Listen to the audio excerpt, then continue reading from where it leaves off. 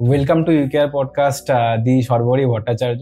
Actually তোমার কথা আমি এটা পডকাস্ট করার আগে অনেকবারই আমি শুনেছি, অনেকবার নিউজেও দেখেছি। তো বেসিক্যালি আমার ছোটবেলা থেকে ফ্যাসিনেশন ছিল ওই সিআইডি, সবাই দেখে না, ওখান থেকেই আমি ভেবেছিলাম যে কোনোদিন যদি সিআইডি কারোর সাথে দেখা হয় এই ব্যাপারগুলো নিয়ে জানবো যে অ্যাকচুয়ালি টিভিতে কতটা সত্যি দেখায় বা এই জিনিসপত্রগুলো। তো আজকে আলটিমেটলি তোমার সাথে দেখা হলো। তো বেসিক্যালি আমি জিজ্ঞেস করবো যে আরজি করে যে ব্যাপারটা দেখা যাচ্ছে আজকাল, যেটা নিয়ে অনেক কথা উঠছে, সবাই প্রোটেস্টও করছে জিনিসটা এবং খুব সিরিয়াস। আমার প্রশ্ন একটাই যে পুলিশ যখন প্রথম স্পটে পৌঁছালো তখন ওদের দেখে মনে হয়েছিল যে জিনিসটা সুইসাইড।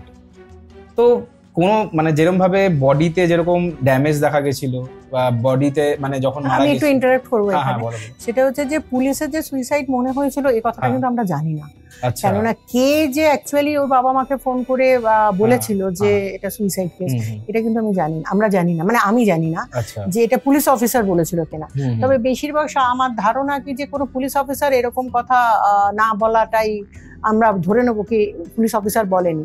এখন কে বলেছিল, হসপিটাল অ্যাডমিনিস্ট্রেশন বলেছে না পুলিশ অ্যাডমিনিস্ট্রেশন বলেছে, সে সম্বন্ধে আমাদের ধারণা নেই। তবে আমরা যারা পুলিশ অফিসার তারা একটা বডি দেখলেই বুঝতে পারি যে এটা সুইসাইড, অ্যাক্সিডেন্টাল, সুইসাইডাল না মার্ডার, এটা কিন্তু আমরা বুঝতে পারি। এটা সম্বন্ধে আমাদের ক্রিমিনাল জুরিসপ্রুডেন্সে জ্ঞান দেওয়া হয়, লেকচার দেওয়া হয়। সুতরাং এই কথাটা যে অ্যাকচুয়ালি কে বলেছিল, একটা ভুল তথ্য কিভাবে ফ্যামিলির কাছে গেল সেটা সম্বন্ধে আমি কিন্তু সন্দিহান। এটা কে বলেছিল আমি কিন্তু জানি না, পুলিশ অফিসার বলেছিল কিনা সেটা সম্বন্ধে আমি জানি না। তবে বলা উচিত নয়। হ্যাঁ, যদি বলেও থাকে তাহলে অন্যায়, বলা উচিত হয়নি। তো আমার প্রশ্ন হচ্ছে যে এই যে জিনিসগুলো হয়, মার্ডার বলো বা রেপ কেস বলো, যখন বডিটা খুঁজে পাওয়া যায় তখন এটা তো পুলিশ ইনভেস্টিগেট করছিল ফার্স্ট থেকে। যদি এই জিনিসটা সিআইডি ইনভেস্টিগেট করতো প্রথম থেকে, তাহলে ওদের প্রসিডিউর বা প্রোটোকল গুলো কিরকম ভাবে দেখা হয়? অ্যাকচুয়ালি পুলিশ অফিসার, আমরা কলকাতা পুলিশ নিঃসন্দেহে ভালো অর্গানাইজেশন, সিআইডিও ভালো অর্গানাইজেশন, ভালোভাবে ইনভেস্টিগেশন করবার চেষ্টা করে। অ্যাকচুয়ালি কাজই তাই, কাজই যে ভালোভাবে যাতে ইনভেস্টিগেশনটা হয়। আমাদের কোনো প্রি অকুপাইড আইডিয়া রাখা উচিত না, কোনো পুলিশ অফিসারেরই সেটা থাকা উচিত না। আমাদের পুরো ইনভেস্টিগেশনটা একটা থিওরির উপর নির্ভর করে, সেটাকে আমরা এবিসি থিওরি বলি আর কি, যে অ্যাজিউম নাথিং, বিলিভ নান, চেক এভরিথিং।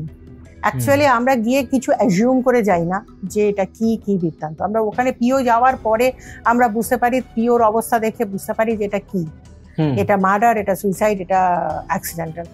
সমস্ত কিছু ক্যারেক্টারিস্টিক্স আছে, কিছু মার্ডারের আছে, কিছু সুইসাইডের আছে, কিছু অ্যাক্সিডেন্টাল আছে। সেগুলো দেখে আমরা আপাত দৃষ্টিতে ধরি এবং লাস্টলি যেটা অ্যাকচুয়াল যেটা ডিসিশন হয় বা এভিডেন্সিয়ালি যেটা প্রুভড হয় সেটা তো আমাদের আইডিয়া তো প্রুভড হয় না, হয় ফোরেন্সিকের তথ্যটাই অ্যাকচুয়ালি এভিডেন্সিয়াল হিসেবে। তবে ইনভেস্টিগেশন করবার জন্য যতটুকু দরকার হয় সেটুকু জ্ঞান বুদ্ধি আমাদের আছে, আমাদের পড়ানো হয়, আমাদের ট্রেনিং দেওয়ানো হয়, ডাক্তারদের সঙ্গেও আমাদের ইন্টারাকশন হয়, সুতরাং সেটুকু আমাদের থাকে। এখন এই ক্ষেত্রে এই ধরনের ভুল ইনফরমেশন কে ফ্যামিলিকে দিল সেটা সম্বন্ধে কিন্তু আমি জানি না, মানে আমার জানা নেই। তবে আমরা দিই না, আমরা ওইভাবেই যাই প্রি অকুপাইড। আর অ্যাকচুয়ালি পুলিশের যেটা সবচেয়ে বড় কথা সেটা হচ্ছে পুলিশের যে কথা বলার বা পুলিশের ইন্টারভিউ দেওয়ার, কথা বলার, ইনভেস্টিগেশন সম্বন্ধে বলবার, সেগুলো তো কোনো পুলিশ অফিসারের যারা বিশেষ করে যারা ইনভেস্টিগেশন টিম, তারা জেনারেলি যারা সত্যিকারের ইনভেস্টিগেশন করে তারা এগুলো করতে সময়ই পায় না। তারা ওইটাতেই ফোকাস থাকে যে কিভাবে এটাকে আমি সংগঠিত, কিভাবে এটাকে আমি একদম নির্ভুলভাবে কত সুন্দরভাবে আমি পিওটাকে নেব, কিভাবে আমি এভিডেন্সিয়ালি কিভাবে প্রুফ করবো, এই নিয়ে ব্যস্ত থাকে। এর মধ্যে কথা বলার জন্য আমাদের সিনিয়র অফিসাররাই কথা বলে, generally IG level, DIG level, যে এই টিম লিড করে তারাই কথা বলে। সুতরাং সেই ক্ষেত্রে এই ধরনের ভুল, এই এত বড় একটা সেন্সিটিভ ইস্যু যেখানে সারা বিশ্ব যাতে দুঃখিত, লজ্জিত, আমাদের নানান দিক থেকে আমাদের কাছেও ফোন আসছে, পুরো বাংলায় কেঁপে গেছে যে এত বড় একটা ঘটনা ঘটে গেল, এতগুলো ভুল পরপর সংগঠিত হলো, সেগুলো সবই আমার মনে হয় যে এগুলো সাংঘাতিক ভুল হয়ে গেছে। তবে এই ধরনের ভুল না হওয়াই শ্রেয়। আমরা আগে এই ধরনের ভুল দেখেছি বলে মানে আমার মনে পড়ছে না। কামদুনি সিআইডি ইনভেস্টিগেশন করেছিল, হ্যাঁ নিঃসন্দেহে কামদুনিতে সাজা হয়নি। কামদুনিতেও এই ধরনেরই রেপ হয়েছিল, একটা সাংঘাতিক মার্ডার হয়েছিল, বডি একদম অর্ধেক হয়ে গেছিল, সাংঘাতিক ভাবে মেয়েটা ইনজিওর ছিল, বডি একদম সেপারেট করেছিল এবং তাতে মেয়েটি সাংঘাতিক ভাবে মেয়েটি মারা যায় আর কি। এবং এই কেস সিআইডি করে, বহুদিন পরে কেস ওঠে আর কি, এবং অ্যাকিউটেড হয়ে যায়। কিন্তু আমি যতদূর জানি, আমি যদিও ওই টিমে ছিলাম না, কামদুনির সিআইডির যে স্পেশাল ইনভেস্টিগেশন টিম, সিট বলে আর কি, সিটে আমি ছিলাম না, আমি বাইরে থেকেই দেখেছি যথেষ্ট সিরিয়াসভাবেই করেছিল ইনভেস্টিগেশন। কিভাবে এরকম অ্যাকিউটেড হয়ে গেল সেটা আমি বলতে পারবো না, মানে যেহেতু আমি ট্রায়ালের সময় দেখিনি সেজন্য বলতে পারবো না। তবে ফোরেন্সিকের এভিডেন্সের উপর কিন্তু অনেকটা কেস নির্ভর করে, ওরাল টেস্টিমনির উপরে অনেকটা কেস নির্ভর করে, এবং সবাই যদি ওরালি আনআইডেন্টিফাইড করে দেয়, আমি চিনি না জানি না এদের কোনোদিন দেখিনি, তাহলে পুলিশের পক্ষে অ্যাকচুয়ালি একটা কেসকে কনভিকশনের দিকে নিয়ে যেতে গেলে তিনটে জিনিসের খুব দরকার হয়। একটা হচ্ছে জুডিশিয়ারি, একটা হচ্ছে পুলিশ অর্গানাইজেশন, একটা হচ্ছে মাস। সেখানে হচ্ছে সেখানে মিডিয়া পড়ে, সেখানে উইটনেসরা পড়ে, সেখানে এনজিও অর্গানাইজেশন ইনভলভ থাকলে তারা পড়ে, সেখানে অন্য গভর্নমেন্ট এমপ্লয়ি যদি এর ভিতরে থাকে তাহলে তারা পড়ে। এদের প্রত্যেকের চেষ্টা হলেই তবে একটা কনভিকশন হয়। আমাদের কনভিকশন রেট কিন্তু খুব খারাপ। কেন? তার কারণ হচ্ছে ওরাল টেস্টিমনির উপরে যেগুলো নির্ভর করে সেই ওরাল টেস্টিমনি আমরা পাই না। আফটার 1 ইয়ারেও যদি আমি কেস তুলি, তা তো 1 ইয়ারের মধ্যে মানুষের মন থেকে ইম্প্যাক্টটা চলে যায়, তখন আর তারা ইন্টারেস্টেড হয় না ওরাল টেস্টিমনির উপরে, ওরাল ভাবে বলতে আর কি। এর ফলে আমাদের কেসগুলো, অনেক কেস এইভাবে নষ্ট হয়ে যায়, নষ্ট হয়ে যায়। তারা সোজা উইটনেস বক্সে দাঁড়িয়ে বলে আসামিদের চিনি না, আসামিদের জানি না, এরা কারা, পুলিশ আমাদের দিয়ে জোর করে লিখিয়ে নিয়েছে, এই সমস্ত কথা বলা হয়। তোমার এরকম কোন এক্সপেরিয়েন্স হয়েছে কখনো? হ্যাঁ হ্যাঁ হ্যাঁ, বহু হয়েছে। যেরকম একটা যদি বলো। যেমন আমি একটা মহিষা দলের একটা জায়গায় রেড করেছিলাম, সেখানে একটি বাচ্চা মেয়ে রিকভারি হয়েছিল। সেই বাচ্চা মেয়ে আমাকে একটা ফোন নাম্বার দিয়েছিল, কিন্তু সে কিছুই বলতে পারেনি। আমি সিআইডিতে পোর্ট্রেট পারলে বলে আমাদের, ছবি আঁকিয়ে সেই আসামিকে আইডেন্টিফাই করিয়ে সেই আসামিকে রাত্রিবেলা রেড করে, খুব সাংঘাতিক ভাবে রেড করে আমি আসামি তুলেছিলাম।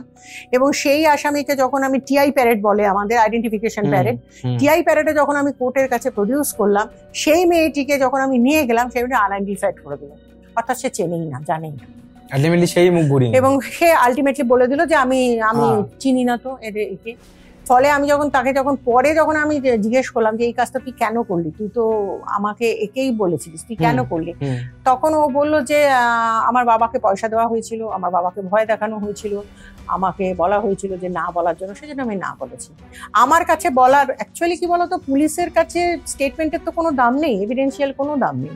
পুলিশ যে জোর করে বলায় সবাই ভাবে আর কি যে পুলিশ জোর করে বলাচ্ছে, আমাদের কাছে স্টেটমেন্টের কোনো দাম নেই। সুতরাং আমরা কেসকে কিভাবে প্রুফ করব, কিভাবে এভিডেন্স ওর ভিতরে গাঁথবো, কিভাবে এভিডেন্সটাকে ওর ভিতর জড়াবো, সেটা পুলিশের ট্যাকটিক্সের উপর নির্ভর করে। আমরাও সেইভাবেই চলি, তবে কোনো সময় সাকসেস পাই, কোনো সময় সাকসেস পাই না। ওরাল টেস্টিমনির উপরে যদি ফুল কেস নির্ভর করে, যেখানে ফরেন্সিক মেডিসিন বা সায়েন্টিফিক এভিডেন্সের যদি কোনো দাম না থাকে, মানে গল্প না থাকে, তাহলে সেই ক্ষেত্রে সাকসেস পাওয়া, কনভিকশন করানো খুব মুশকিল। আমি বহু কেস এরকম করেছি, এবং যে কনভিকশন পাওয়ানো খুব মুশকিল। Trafficking case, organised crime, global একটা অফেন্স, সবাই জানে। আমার একটা প্রশ্ন আছে এখান থেকে, যে এই ট্রাফিকিং এর কেস তো কোনো সোলো মাইন্ডেড লোক তো করে না, মানে এর পিছনে বহুত বড় একটা র্যাকেট থাকে।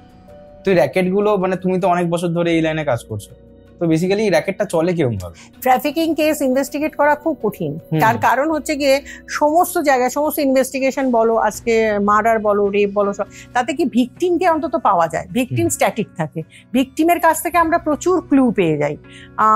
ভিকটিমের গায়ে যদি আঁচড় থাকে তো তার স্ক্র্যাচেস পাওয়া যায়, তার কোনো সেক্সুয়াল অ্যাটেম্প্ট হলে তার সিমেন্ট পাওয়া যায়, এরকম অনেক কিছু, আসামির অনেক কিছু জিনিস আমরা ভিকটিমের কাছ থেকে পাই। কিন্তু ট্রাফিকিং কেস একটা কেস যেখানে ভিকটিম সমানে ট্রাভেল করে যাচ্ছে, আজকে দিল্লি, কালকে বম্বে, পরশুদিন আহমেদাবাদ, তারপরের দিন তুর্বে, সেরকম করে সে ট্রাভেল করে যাচ্ছে, আসামিরাও চারিদিক থেকে ট্রাভেল করে যাচ্ছে।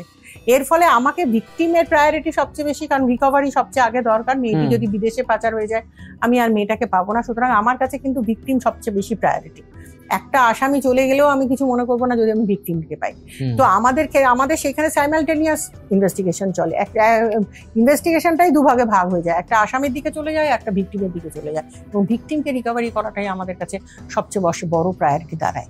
এবং এই সাইমালটেনিয়াস ইনভেস্টিগেশনের জন্য আমাদের সবাই মুভ করছে, তো বুঝতেই পারছো যে কিরকম প্রবলেম হয়। ওটাতে পার্টিকুলার কোনো মাথা খুঁজে পাওয়া মতো তো না, খুব মুশকিলের ব্যাপার। কেন না এখানে রিক্রুটমেন্ট, এই যে যারা মাস্টার মাইন্ড তারা কিন্তু কোনো সময় পর্দার আড়াল থেকে বেরোয় না, ভিকটিম তাদের চেনে না, ব্যাপারটা স্লিপার সেলের মতো। হ্যাঁ, ভিকটিম তাদের চেনেই না।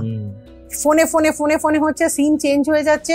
এবং যে ছেলেটি ফার্স্ট মেয়েটিকে ট্রাফিক করেছিল, ফার্স্ট মেয়েটার সাথে গল্প করেছিল, ভালোবেসেছিল বা ভালোবাসার টোপ দিয়েছিল, টোপ দিয়ে মেয়েটাকে নিয়ে গেল স্টেশন অব্দি, মেয়েটা ওরই ভরসায় চলে গেল স্টেশন অব্দি, সেই ছেলেটা কিন্তু 2000 টাকা ওইটুকুর জন্য 2000 টাকাই পেয়েছে, সে 2000 টাকা নিয়ে চলে গেল। তার কাজ হচ্ছে স্টেশন অব্দি নিয়ে গিয়ে আরেকটা লোককে ফোন করে দেওয়া। এবার সেই লোকটা সেই স্টেশন থেকে নিয়ে গিয়ে ওকে ধরো দিল্লিতে যদি বলি, তাহলে দিল্লি অব্দি নিয়ে যাওয়া তার কাজ। শুধু ট্রেন থেকে নেমে আরেকজনের হাতে হ্যান্ড ওভার হয়ে যাচ্ছে, আরেকজন তাকে নিয়ে যাচ্ছে কোনো মাসির কাছে, সেটা কমলা মার্কেটের মাসি হতে পারে, সেই মাসির কাছে নিয়ে যাচ্ছে। মাসি তার মনিবকে জিজ্ঞেস করে বলছে একে কোন জায়গায় রাখা হবে, তারপরে তার হাতে হয়তো 15টা রয়েছে, তার একটা জায়গায় সেই মেয়েটা রয়েছে। এবার সেই মেয়েটাকে সেখানে পাঠানো হয়েছে। আমি অ্যাজ পুলিশ অফিসার আমি এই খবরটা জানতেই পারছি 3 বছর পরে। 3 বছর পরে? হ্যাঁ, কেন সিআইডির কাছে, আমি সিআইডিতে ছিলাম বলে বলছি আর কি, যে সিআইডিতে কেস আসেই সুটকেস হয়ে, মানে তার কারণ হচ্ছে গিয়ে কেসটা তো সঙ্গে সঙ্গে চলে আসে না সিআইডিতে। সিআইডি যদি কেস নিজে টেক ওভার না নেয় তাহলে তো সিআইডি কে কেউ টেক ওভার করতে পারে না, সিআইডি হাইকোর্ট থেকে কেস আসে, ফলে এই টাইমটা ল্যাপস, প্রচুর পরিমাণে টাইম ল্যাপস হয়ে যায়। মানে পুলিশ যখন সলভ করতে পারে না তখন সিআইডি সিবিআই তখন কি হয়, তখন মানে কমপ্লেনেন্ট মানে ভিকটিমের মা বাবা এরা হাইকোর্টে প্রেয়ার করে, হেভিয়াস কর্পাস হয়, হেভিয়াস কর্পাস হয়ে গেলে এরা যদি সিআইডি কে প্রেফার করে তবে সিআইডির কাছে আসে, সিবিআই কে প্রেফার করলে সিবিআই এর কাছে অপশন থাকে। যদি হাইকোর্ট মনে করে, এটা হাইকোর্টের ডিসিশন, হাইকোর্ট যদি মনে করে এটা সিআইডি কে দিয়ে করাবো, সিআইডি কে ইনভেস্টিগেশন করবে, যদি মনে করে সিবিআই কে দিয়ে করাবো তাহলে সিবিআই ইনভেস্টিগেশন করবে। এইভাবে আমাদের কাছে কেসটা আসে। যখন কেসটা আসে তখন হয়তো 1.5 বছর 2 বছর 3 বছর, আমি 26 বছর পরে কেস পেয়েছি। 26 বছর? হ্যাঁ, একটা ছোট্ট বাচ্চা এনআরএস হসপিটালে হারিয়ে গেছিল, 26 বছর পরে আমার কাছে কেসটা দিয়েছিল। যদিও এটা কলকাতা পুলিশের কেস। কত বছর বয়সে হারিয়ে গেছিল? যে হারিয়ে গেছিল 1.5 বছর, 1.5 বছর কি 2 বছর বয়স হবে তার, তখন সবে মাত্র সে কথা বুলি ফুটেছে। কত ছোটবেলায় ট্রাফিকিং? হ্যাঁ, ট্রাফিকিং হয়নি এই ক্ষেত্রে। এটা মানে আনন্দের কথা যে আমি ভেবেছিলাম যে আমি কোনোদিনই মেয়েটাকে পাবো না, কিন্তু এটা ট্রাফিক হয়নি, মেয়েটিকে পেয়েছিলাম, রিকভারি করতে পেরেছিলাম। এটা কোথাকার ঘটনা? এটা এনআরএস হসপিটালে একটি মেয়ে হারিয়ে গেছিল, কালীঘাটে তার বাড়ি ছিল, কলকাতায়। হ্যাঁ, আচ্ছা। এবং মেয়েটিকে কলকাতা পুলিশ উদ্ধার করতে যথারীতি মানে পারেনি কোনো কারণে। আমি যে উদ্ধার করেছি মানে খুব বেশি একটা ক্যালিভার দেখিয়েছি তা নয়, কিছুটা লাকও ফেভার করেছে। আমি অ্যাকচুয়ালি চারিদিকে আমার ইনফর্মারদের, আমার লোকজন যাদের পরিচিত আছে, এনজিও অর্গানাইজেশনদের যাদের সাথে আমার পরিচিত ছিল, সবার কাছে আমি ছবি পাঠিয়েছিলাম, যে ছোট বাচ্চার ছবি। এখন তো আর সেটা মিলবে না, খবরের কাগজেও দেওয়া হয়েছিল যে হ্যাঁ এখন তো এই সময় একটা হঠাৎই একটা লোক এসে আমাকে একটা ফোন করে এরকম বলে যে এরকম একটা বাচ্চা না এবার এখানে এই বাড়িতে এসেছিল, ওইরকম অনেক দিন আগে, সেই বাচ্চাটার এখন বিয়ে হয়ে গেছে। তো খুবই একটা হালকা একটা খবর পেয়েছিলাম। পরে আমরা যখন পেনিট্রেট করলাম, ওই বাড়িটাকে আইডেন্টিফাই করলাম, ওই বাড়িতে গেলাম, বাড়ির লোকরা স্বীকার করলো যে হ্যাঁ আমরা একটা বাচ্চা স্টেশনে পেয়েছি। তারপরে আমরা আবার বিয়ে হয়ে গেছে, তারপরে আমি তার শ্বশুর বাড়িতে গেলাম, সেখান থেকে বাচ্চা মেয়েটাকে দেখলাম, মেয়েটা বেশ বড় হয়েছে। মেয়েটার তো কিছু এইটুকুই মনে আছে যে ও ওই ফ্যামিলি ওকে পালন করেছিল যে স্টেশন থেকে পেয়েছে। এখন এরকমও করে, মানে ট্রাফিক হলো না, বাচ্চাটাকে হয়তো যে বাচ্চাটাকে তুলেছিল সে ভেবেছিল প্রচুর দামে বিক্রি হবে, হয়তো বিক্রি হয়নি, সে আরেকটা স্টেশনে বাচ্চাটাকে ছেড়ে দিয়েছে। আচ্ছা, বেগিং এর জন্য হয় আমাদের ট্রাফিকিং, তো বেগিং এর জন্য ট্রাফিকিং হয়। হাওড়া থেকে প্রচুর বাচ্চা, আশাপূর্ণা দেবী এই নিয়ে খুব লড়েছিল একবার হাইকোর্টে, প্রচুর বাচ্চা হাইকোর্টে ওখান থেকে নিয়ে এসে বেগিং এর জন্য ইউজ করা হয়। সুন্দরবন এরিয়া থেকে অনেক মেয়েকে নিয়ে মেয়ে ট্রাফিক হয়, তাদের করা কি যে তাদের দিল্লি বোম্বে বিভিন্ন বড় বড় লোকেদের বাড়িতে তাদের বন্ডের মতো দেওয়া হয় 2 বছর 3 বছরের জন্য, কন্ট্রাক্ট বেসিসে। সেই টাকাটা পুরোটাই ওই লোকটা পায়, এবং বাবাকে যতদিন টাকা দিতে থাকে ততদিন অব্দি বাবার অতটা মায়া পড়ে না। যখন টাকাটা বন্ধ হয়ে যায় তখন বাবা সাংঘাতিক ভাবে আমাদের কাছে আসে, পুলিশের কাছে আসে।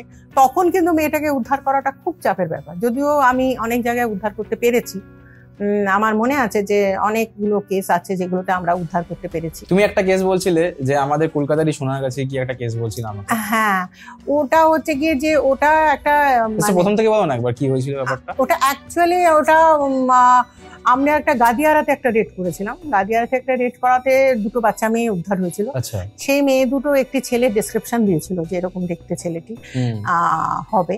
তো আমরা ছেলেটির অ্যাকচুয়ালি ট্রাফিকাররা না সবসময় উল্টোপাল্টা নাম বলে। রাহুল যেমন একটা খুব ফেভারিট নাম ওদের, অনেক ট্রাফিকারের নাম আমি রাহুল পেয়েছি। এই রাহুল, শেখর এই ধরনের টাইপের নাম, কমন নাম ইউজ করে। আর ওদের ফোন নাম্বার প্রচুর পরিমাণে ইউজ হয়, ফোন প্রচুর ফেলে দেয়, প্রচুর ফোন ইউজ করে ফেলে দেয় ওদের। মানে সবাই এখন জেনে গেছে না যে পুলিশের ট্র্যাকিং এর ব্যাপারটা, পুলিশের যত উন্নতি হচ্ছে ওদের আরো বেশি উন্নতি হয়ে যাচ্ছে, ওদের জ্ঞান অনেক বেশি বেড়ে যাচ্ছে, ফলে ওরা এখন অনেক বেশি চালাক চতুর হয়ে গেছে। এখানে এই মেয়েটি এরকম আমাকে বলেছিল এবং আমি একটা ফোন নাম্বার পেয়েছিলাম। সেই ফোন নাম্বারটা সুইচ অফ ছিল এবং সেই ফোন নাম্বারের আমি দেখলাম তার ক্লোজ কন্ট্যাক্ট কারা আছে, যেভাবে আমাদের ইনভেস্টিগেশন বেরোয়। আলটিমেটলি ওই খান থেকে আমি বলো না কি আছে। হ্যাঁ, মানে অ্যাকচুয়ালি ওই আর কি ক্লোজ কন্ট্যাক্ট দেখে আমাদের বুঝতে হয় যে এর ভেতর থেকে কে নতুন ফোন ইউজ করছে। যারা নতুন ফোন ইউজ করে তাদেরই আমরা ফলো করতে আরম্ভ করি যে তারা কারা, এবং তার ভেতর থেকে আমরা আইডেন্টিফাই করতে পারি যে এই হচ্ছে গিয়ে আমার লোক। এই ক্ষেত্রেও সেটাই হয়েছিল। সেটা কিন্তু ডিজিটালি, আমরা কিন্তু ফিজিক্যালি মুভ করতে পারি না। ডিজিটালি মুভ করে বুঝতে পারি যে এটাই সেই ক্ষেত্রে লোক। এবং ওকে আমরা একটি ভিকটিমকে নিয়ে যাই, আমারই পরিচিত একটি মেয়েকে নিয়ে যাই এবং জগৎ সিনেমা হলের সামনে আমি তো প্রায় পেয়ারা বিক্রি করার মতোই বসে পড়ি আর কি মেঝেতে। রেড ছিল, আমার টিম ছিল বাইরে। তো যথারীতি আর কি যে ওই মেয়েটিকে একটি মেয়েও ছিল, মেয়েটি আমার সঙ্গে নিজের ইচ্ছেই গেছিল যে ও এই ধরনের একটা রেডে পার্টিসিপেট করতে চায়। রেডটা কিরকম ভাবে করলে? আমরা জগৎ সিনেমা হলের সামনে সবাই মিলে চলে গেলাম, সবাই মিলে ডিস্ট্রিবিউটেড হয়ে গেলাম, যার যেখানে লোকেশন চলে গেলাম। আমি নিচে মেঝেতে একটা পেয়ারা বিক্রি করে, আমার পাশে যে ভদ্রমহিলা পেয়ারা বিক্রি করছিল সে খুবই অফেন্ডেড হয়েছে আর কি যে আমি কেন পেয়ারা বিক্রি করছি, এরকম হঠাৎ উড়ে এসে গম্ভীর হয়ে আমার দিকে তাকাচ্ছে। ও খুব গালাগালি দেওয়ার ইচ্ছে হচ্ছে তার, যে আমি তাকে কিছুই বলতে পারছি না, আমি তো শুধু বসেই আছি। তোমরা কমিউনিকেট করো কি? কমিউনিকেট করবার মতো অবস্থা থাকে না তখন আমাদের মোটামুটি আগে থেকে বলাই থাকে যে কে কোথায় দাঁড়াবে, কার কি কাজ হবে, কে কিভাবে এগোবে, সবকিছু আগে থেকে ব্রিফই করা। তুমি যার জন্য ট্র্যাপটা পাচ্ছ তাকে যখন তুমি দেখতে পাবে, তাকে আমি আইডেন্টিফাই তো তখনই করতে পারবো যখন আমি দেখবো যে সে আমার ট্র্যাপে পা দিয়েছে। অত বহু লোক, ওখানে জগৎ সিনেমা হলের সামনে ভাবো শিয়ালদা স্টেশনের বহু লোক, এর ভেতর থেকে আমাকে একটা লোককে স্পট করতে হবে। তো সুতরাং সেটা একটু চাপের ব্যাপার হয়ে যায়। তো আমি এই ক্ষেত্রে একটি মেয়ে নিয়ে গেছিলাম এবং মেয়েটিকে ওখানেই দাঁড় করেছিলাম। ওই ট্রাফিকার ওই ট্র্যাপেই পা দিয়েছিল এবং ওই মেয়েটিকে আমি বারবার বারণ করেছিলাম যে কিছু খাবি না, মানে ও যদি কিছু খেতে বলে তুই খাবি না। মেয়েটা দেখা করেছিল ওর সাথে? হ্যাঁ, আমার সামনেই কথা বলছিল, কারণ আমি তো আর মেয়েটাকে দূরে ছাড়তে পারবো না। আমার সামনেই কথা, জগৎ সিনেমা হলের সামনেই দেখবে বাঁদিকেই ছোট ছোট ছোট ছোট চায়ের দোকান আছে, তো ওইখানেই দেখা করার কথা। আর আমি ওখানেই পেয়ারাটা বিক্রি করছি, সুতরাং আমি চোখের সামনে সবই দেখতে পাচ্ছি। তো যখন ওই মেয়েটার কাছে গেল তখন মেয়েটাকে তো বলাই ছিল যে ও কারোর দিকে তাকাবে না। মেয়েটা ড্যাম স্মার্ট ছিল, বুঝতেই পারছো, একটা ছোট বাচ্চা মেয়ে, 15-16 বছরের মেয়ে, সে নিজে পার্টিসিপেট করছে, তার মানে সে কতটা ডেয়ারিং আর কি আসামি ধরার জন্য। তো সে চায়ের দোকানে চলে যাচ্ছে। এবার চায়ের দোকানটা মাঝখানে, আমি এ পাশে দাঁড়িয়ে আছি, আমার টিম ওই পাশে দাঁড়িয়ে আছে, চায়ের দোকানটা মাঝখানে। এবার ওকে আমি বারণ করেছিলাম যে তুমি চা কেন কিচ্ছু খাবি না, কিন্তু ওকে যেই ও চা অফার করলো মেয়েটা ঢকঢক করে চাটা খেয়ে নিল। যেই চাটা খেয়ে নিল আমি সর্বনাশ করেছে, কারণ ব্রাউজি জিনিস ওরা মেশায় এবং সেই মিশিয়ে ওরা অ্যাকচুয়ালি নিয়ে যায়। হ্যাঁ, ওরা কি করে, ওতে কি হয়, ব্রেনটা অত কাজ করে না, হাত পা কাজ করে কিন্তু ব্রেনটা অত কাজ। আমি তো ভেবেছি সর্বনাশ করেছে। তো আমি সঙ্গে সঙ্গে তো পেয়ারা মেয়ারা ফেলে দিয়ে আমি উঠে দাঁড়িয়েছি, সঙ্গে সঙ্গে আমাকে দেখতে পেয়েছে লোকে, ওকে এসে আমরা সিগন্যাল ছিল ওদের জন্য। হ্যাঁ, উঠে দাঁড়াবার সঙ্গে সঙ্গে সবাই এসে ওকে আমরা অ্যাপ্রিহেন্ড করলাম। করার পরে ও যথারীতি অস্বীকার চলতে থাকলো। এবার আমি জানলাম যে মানে কিরকম হয় আর কি, যে ও আর একটা মহিলার সাহায্য নিয়েছিল, সেই মহিলাকে এবার ধরতে হবে। মহিলা বরানগরে থাকে, আমি ওকে নিয়ে বরানগরে যাচ্ছি। এই অনওয়ে ও একটা মেয়েকে ফোন করছে, বলছে খুব সোনা আমার একটু দেরি হবে, সোনা আমার একটু দেরি হবে। সোনা হাজব্যান্ডরা একদম বলে না, আমিও তো একজন বিবাহিত মহিলা, কোনোদিন সোনা একদম বলে না। এত সোনা বলছে দেখে আমার ভীষণ সন্দেহ হয় যে বাবা এত সোনা। না না, এটা আদর। ট্রাফিকাররা ভিকটিমদের খুব আদর করে। এই যে ভিকটিমরা ট্রাফিকারদের চিনতে চায় না, ভিকটিমরা আমাদের কোঅপারেট করে না, তার কারণ আছে। তার কারণ এই ট্রাফিকাররা ভিকটিমকে প্রচন্ড আদর করে, মেন্টালি ম্যানিপুলেট করে রাখে। এত আদর করে, মানে সোনা সোনা সোনা সোনা করে আদর করে। জামা কাপড় কিনে দেয়, ভালো ভালো জামা কাপড় কিনে দেয়। কেন কিনে দেয়? আরে ও যদি বাজে জামা কাপড় পরে তাহলে তো কাস্টমার পাবে না, তো ওকে তো ভালো জামা কাপড় ব্যবসার জন্য কিনতে হয়। কিন্তু ট্রাফিকার তো, ভিকটিম তো সেটা বোঝে না। ভিকটিম তো ছোট মানুষ, ভিকটিম ভাবে আমাকে ভালোবাসে তাই জামা কাপড় কিনে দেয়। কিন্তু কেন যে জামা কাপড় কিনে দিচ্ছে, কেন যে ওকে ভালো শ্যাম্পু ইউজ করাচ্ছে, কেন ওকে ভালো মেকআপ ইউজ করাচ্ছে, কেন ওকে লেহেঙ্গা চলিয়ে দিচ্ছে, সেটা আমি বুঝতে পারি। কিন্তু সেটা তো বাচ্চা মেয়েটা বুঝতে পারে না। বাচ্চা মেয়েটা ভাবে বাড়িতে তো আমাকে কেউ কোনোদিন আদর করেনি, কেউ আমাকে কিছু কিনে দেয়নি, এ তো আমাকে এত কিছু দিচ্ছে, আমাকে নিশ্চয়ই খুব ভালোবাসে। আর এরা কি ওই মানে যারা একটুখানি গরিব বাড়ির থেকে মেয়ে তাদের কি টার্গেট করে? বেশিরভাগ সময় আমাদের মেয়েরা, বেশিরভাগ সময় আমি দেখেছি যে পুয়ার ফ্যামিলি থেকেই বিলং করে। কেন যে শুধুমাত্র যে গরিবি আনা পভার্টির জন্যই যাচ্ছে তা না। আমার মনে হয় কি জানো তো, এখনো আমাদের এখানে মেয়েরা নেগলেক্টেড হয়। এই যখন সোসাইটিতে মেয়েরা এখনো নেগলেক্টেড হয়, মানে মেয়ের থেকে ছেলেকে বেশি বাবা মারা প্রেফার করে আর কি, মেয়েদের থেকে। মেয়েরা আর একটা হলো, মেয়েরা না বাড়িতেও অ্যাবিউজ হয়। ধরো কাকার বন্ধু, দাদার বন্ধু, দাদা, মাস্তুতো দাদা, পিস্তুতো দাদা অ্যাবিউজ হয়।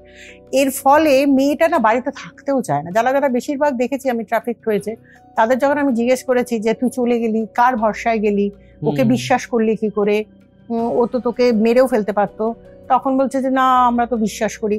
আর আমাদের বিয়ের নাম করে নিয়ে চলে যায়, দুটো ওয়ে অফ ট্রাফিকিং হয় আমাদের এখানে, যেরকম তুমি যদি বলো তাহলে সবাই জানতে পারবে। হ্যাঁ, একটা হচ্ছে ভালোবাসার টোপ দেয়, খুল্লা প্যার করেঙ্গে হাম দোনো, এরকম একটা টোপ থাকে আর কি, একটা বিশাল একটা ভালোবাসার গল্প। আর এই ভালোবাসার গল্পে তো আমাদের মেয়েরা, ওয়েস্ট বেঙ্গলের মেয়েরা একটু ইমোশনাল বেশি, ফলে ইমোশনে ভেসে গিয়ে চলে গেল। এই হচ্ছে আরেকটা, হ্যাঁ পালিয়ে বিয়ে করার গল্পটা তো খুবই থাকে। সে চলে গেল, ভাবলো যে দুজনে সংসার করবো, দুজনে এইসব করবে। আর একটা হচ্ছে জব, ভালো জব, মানে এখানে যে চাকরিটা করে তুমি 10,000 টাকা পাচ্ছ, ওইখানে করলে তুমি 30,000 টাকা পাবে। জব অপরচুনিটি, এটা কিন্তু আমাদের ওয়েস্ট বেঙ্গলে খুব বেশি হয়। জব অপরচুনিটি নাম করে নিয়ে যায়। হ্যাঁ, মানে বিভিন্ন কাজ, সেটা মডেলের কাজ হতে পারে, সেটা নানান রকম কাজ হতে পারে, সেটা রিসেপশনিস্টের কাজ হতে পারে। যারা একটু লেখাপড়া জানে, যারা একটু হিন্দি বলতে পারে, তাদের জন্য আরো বেশি টাকা পায় ট্রাফিকাররা, তো তাদের আরো বেশি দামও ওঠে। অ্যাকচুয়ালি আমাদের ওয়েস্ট বেঙ্গলে কেন, ইন্ডিয়াতে প্রবলেম হচ্ছে যে বলছে প্রস্টিটিউশন ইজ নট ইলিগাল।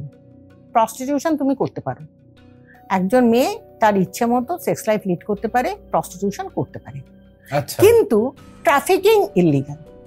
অথচ সোনাগাছি খোলা থাকবে, সমস্ত বাজার খোলা থাকবে, সেখানে ডিমান্ড থাকবে, তুমি সাপ্লাই বন্ধ করে দেবে, সেটা তো হয় না। ডিমান্ড বাড়লে সাপ্লাই বাড়বেই, ইকোনমিক্স বলছে। তো আমি একবার সৌভাগ্যক্রমে আমার একটা ইনভেস্টিগেশনে, ব্রিলিয়ান্ট ইনভেস্টিগেশন হয়েছে। প্রস্টিটিউশনটা ইলিগাল নয়? না, প্রস্টিটিউশনটা পুরোপুরি লিগ্যাল। তুমি আফটার 18 বছরের পরে তুমি তোমার লাইফ কিভাবে লিড করবে সেটা তুমি জানো, তাই নিয়ে কোনো পুলিশ, কোনো স্টেট সেখানে হাত দিতে পারে না। তো এই যে এই জিনিসটা আমি যদি প্রস্টিটিউশনটাকে একটুখানি ক্লিয়ারলি বলি, যে doing sex for money is legal in India. আচ্ছা, এতে আমাদের অসুবিধা, সাংঘাতিক অসুবিধা। তার কারণ আমরা যে উদ্ধার করতে যাচ্ছি, আমি যখন একটা কোনো অ্যাডাল্ট মেয়েকে উদ্ধার করতে যাই, সেই মেয়েটা বলবে যে আমি যাবো না। আমি কেন যাবো তোমার সাথে? আমি যাবো না, আমি এখানে ভালো আছি। উদ্ধার হতেই চায় না, ও তো উদ্ধারই হতে চায় না, ও তো যাবেই না। আচ্ছা, ছোট যদি হয়, 18 বছরের নিচে বয়স হয়, তাকে তবুও আমরা খানিকটা জোর করে নিয়ে আসতে পারি। কিন্তু একটা ভিকটিম, যে মেয়েটা বড়, 18 বছরের উপরে বয়স, তাকে আমরা কিভাবে আনবো? সে তো বলবে যে আমি 18 বছর বয়স হয়ে গেছে, তুমি কে আমাকে বলার?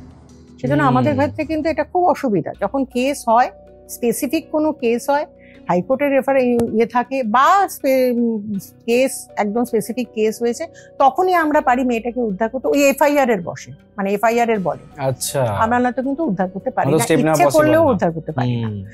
এমনও হয়েছে আমি ভিকটিম উদ্ধার করতে গেছি, সেখানে বড় মেয়েরা রয়েছে, তাদের আমি জিজ্ঞেস করছি, আমি তাদের দেখেই বুঝতে পারছি তারা ওয়েস্ট বেঙ্গলের মেয়ে। তারা যখন হিন্দি বলছে, তারা হিন্দি বলা আর ওদের হিন্দির মধ্যে অনেক ডিফারেন্স আছে, অ্যাকসেন্টের তো ডিফারেন্স থাকবে। তো ওর হিন্দি শুনে আমি বুঝতে পারছি যে ও ফেক হিন্দি বলছে এবং ও আমাদেরই মেয়ে। ওকে যখন আমি বলছি তুই আমার সাথে যাবি, দেখ আমি কিন্তু তোকে বাড়ি পৌঁছে দিতে পারবো, তুই কিন্তু যেতে পারিস, তুই চল আমার সাথে। তখন ও বলছে না আমি নেই হাম নেই যাएंगे, আপ যাও। কিন্তু আমি বুঝতে পারছি যে ও ইচ্ছে করেই ওখানে থাকতে চাইছে। আমি এরকমও দেখেছি যে কোনো ভিকটিমকে জিজ্ঞেস করেছি, সে বলছে তো মেয়েরা খানদানি ব্যবসায়, মানে ওটা ওরা ব্যবসা মনে করে। আর ভিকটিমদের এইভাবে ব্রেনটা ওয়াশ করা হয় যে ভিকটিমরা নিজেদেরকে মনে করে এটা ওদের খানদানি বিজনেস, করা উচিত, এটা উচিত, এটা ওর মানে ওটা এটা লোকে যেরকম চাকরি করছে এটাও ওর একটা পেশা।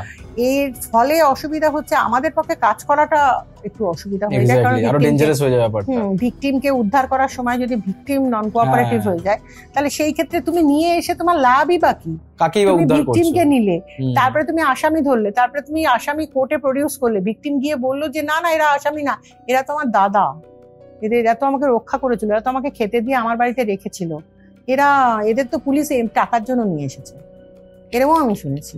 পুলিশের নামে চাপিয়ে দেয়, পুলিশ এদের ধরে নিয়ে এসেছে টাকার জন্য। ডিফেন্সই বলে, আমাদের অপমান তো যত ডিফেন্সই করে, ডিফেন্সই বলে যে পুলিশ টাকা চেয়েছিল, সেই টাকা এরা দিতে পারেনি, সেই জন্য এরা পুলিশ এদের ধরে নিয়ে এসে হ্যারাস করছে। এরা তো ভীষণ ভালো লোক, দেবতার মতো লোক, এরা তো এই তো ভিকটিম বলছে যে এরা দাদার মতো ছিল, সব বাবার মতো, দাদার মতো, কাকার মতো সব ছিল। তো সেই ক্ষেত্রে ওদের বেল হয়ে যায়, সঙ্গে সঙ্গে ওরা আমাদের সামনে কলার উঠিয়ে দিয়ে চলে যায়, আমাদের হাতে কিন্তু কিছু থাকে না। অথচ আমরা কিন্তু কেসটাকে ডিসমিস হয়ে যায় পুরো। কেস ডিসমিস হয় না, কেসটা চলতে থাকে, চার্জশিটও হয়, কিন্তু কনভিকশন তো হবে না। আর কনভিকশনই যদি না হয় তাহলে কেন আসামি আমাদের ভয় পাবে বলো তো? সেটাই। আর পুলিশ যে এই প্রাণ হাতে করে, আমি বহু জায়গায় প্রাণ হাতে করে রেড করেছি, আমি 200 মেয়ের উপর উদ্ধার করেছি, সুতরাং বুঝতেই পারছো যে আমার প্রচুর এক্সপিরিয়েন্স আছে। এরকম কোনো মানে এক্সপিরিয়েন্স হয়েছে নাকি যেখানে তোমার মানে মনে হচ্ছিল যে তোমার লাইফও? হ্যাঁ, অনেক জায়গায় এরকম হয়েছে। আমি বলছি তো, হিঙ্গলগঞ্জের একটা কেস হয়েছিল। কোথায় জায়গাটা? হিঙ্গলগঞ্জ, নর্থ 24 পরগনা। হিঙ্গলগঞ্জের একটা কেস হয়েছিল, 3 বছর পরে আমি খবর পেয়েছিলাম। আমি যখন আইওকে ডেকে জিজ্ঞেস করলাম যে কি ব্যাপার বলুন তো, আপনি তো বহুবার গেছেন শুনলাম। ওই মেয়েটা বুন্দল সাহার বলে উত্তরপ্রদেশে আছে, ওখানে ও ট্রাফিক হয়েছিল। তো আপনি তো গেছেন বুন্দল সাহ, সব জানতেও পেরেছেন, কি ব্যাপার বলুন তো?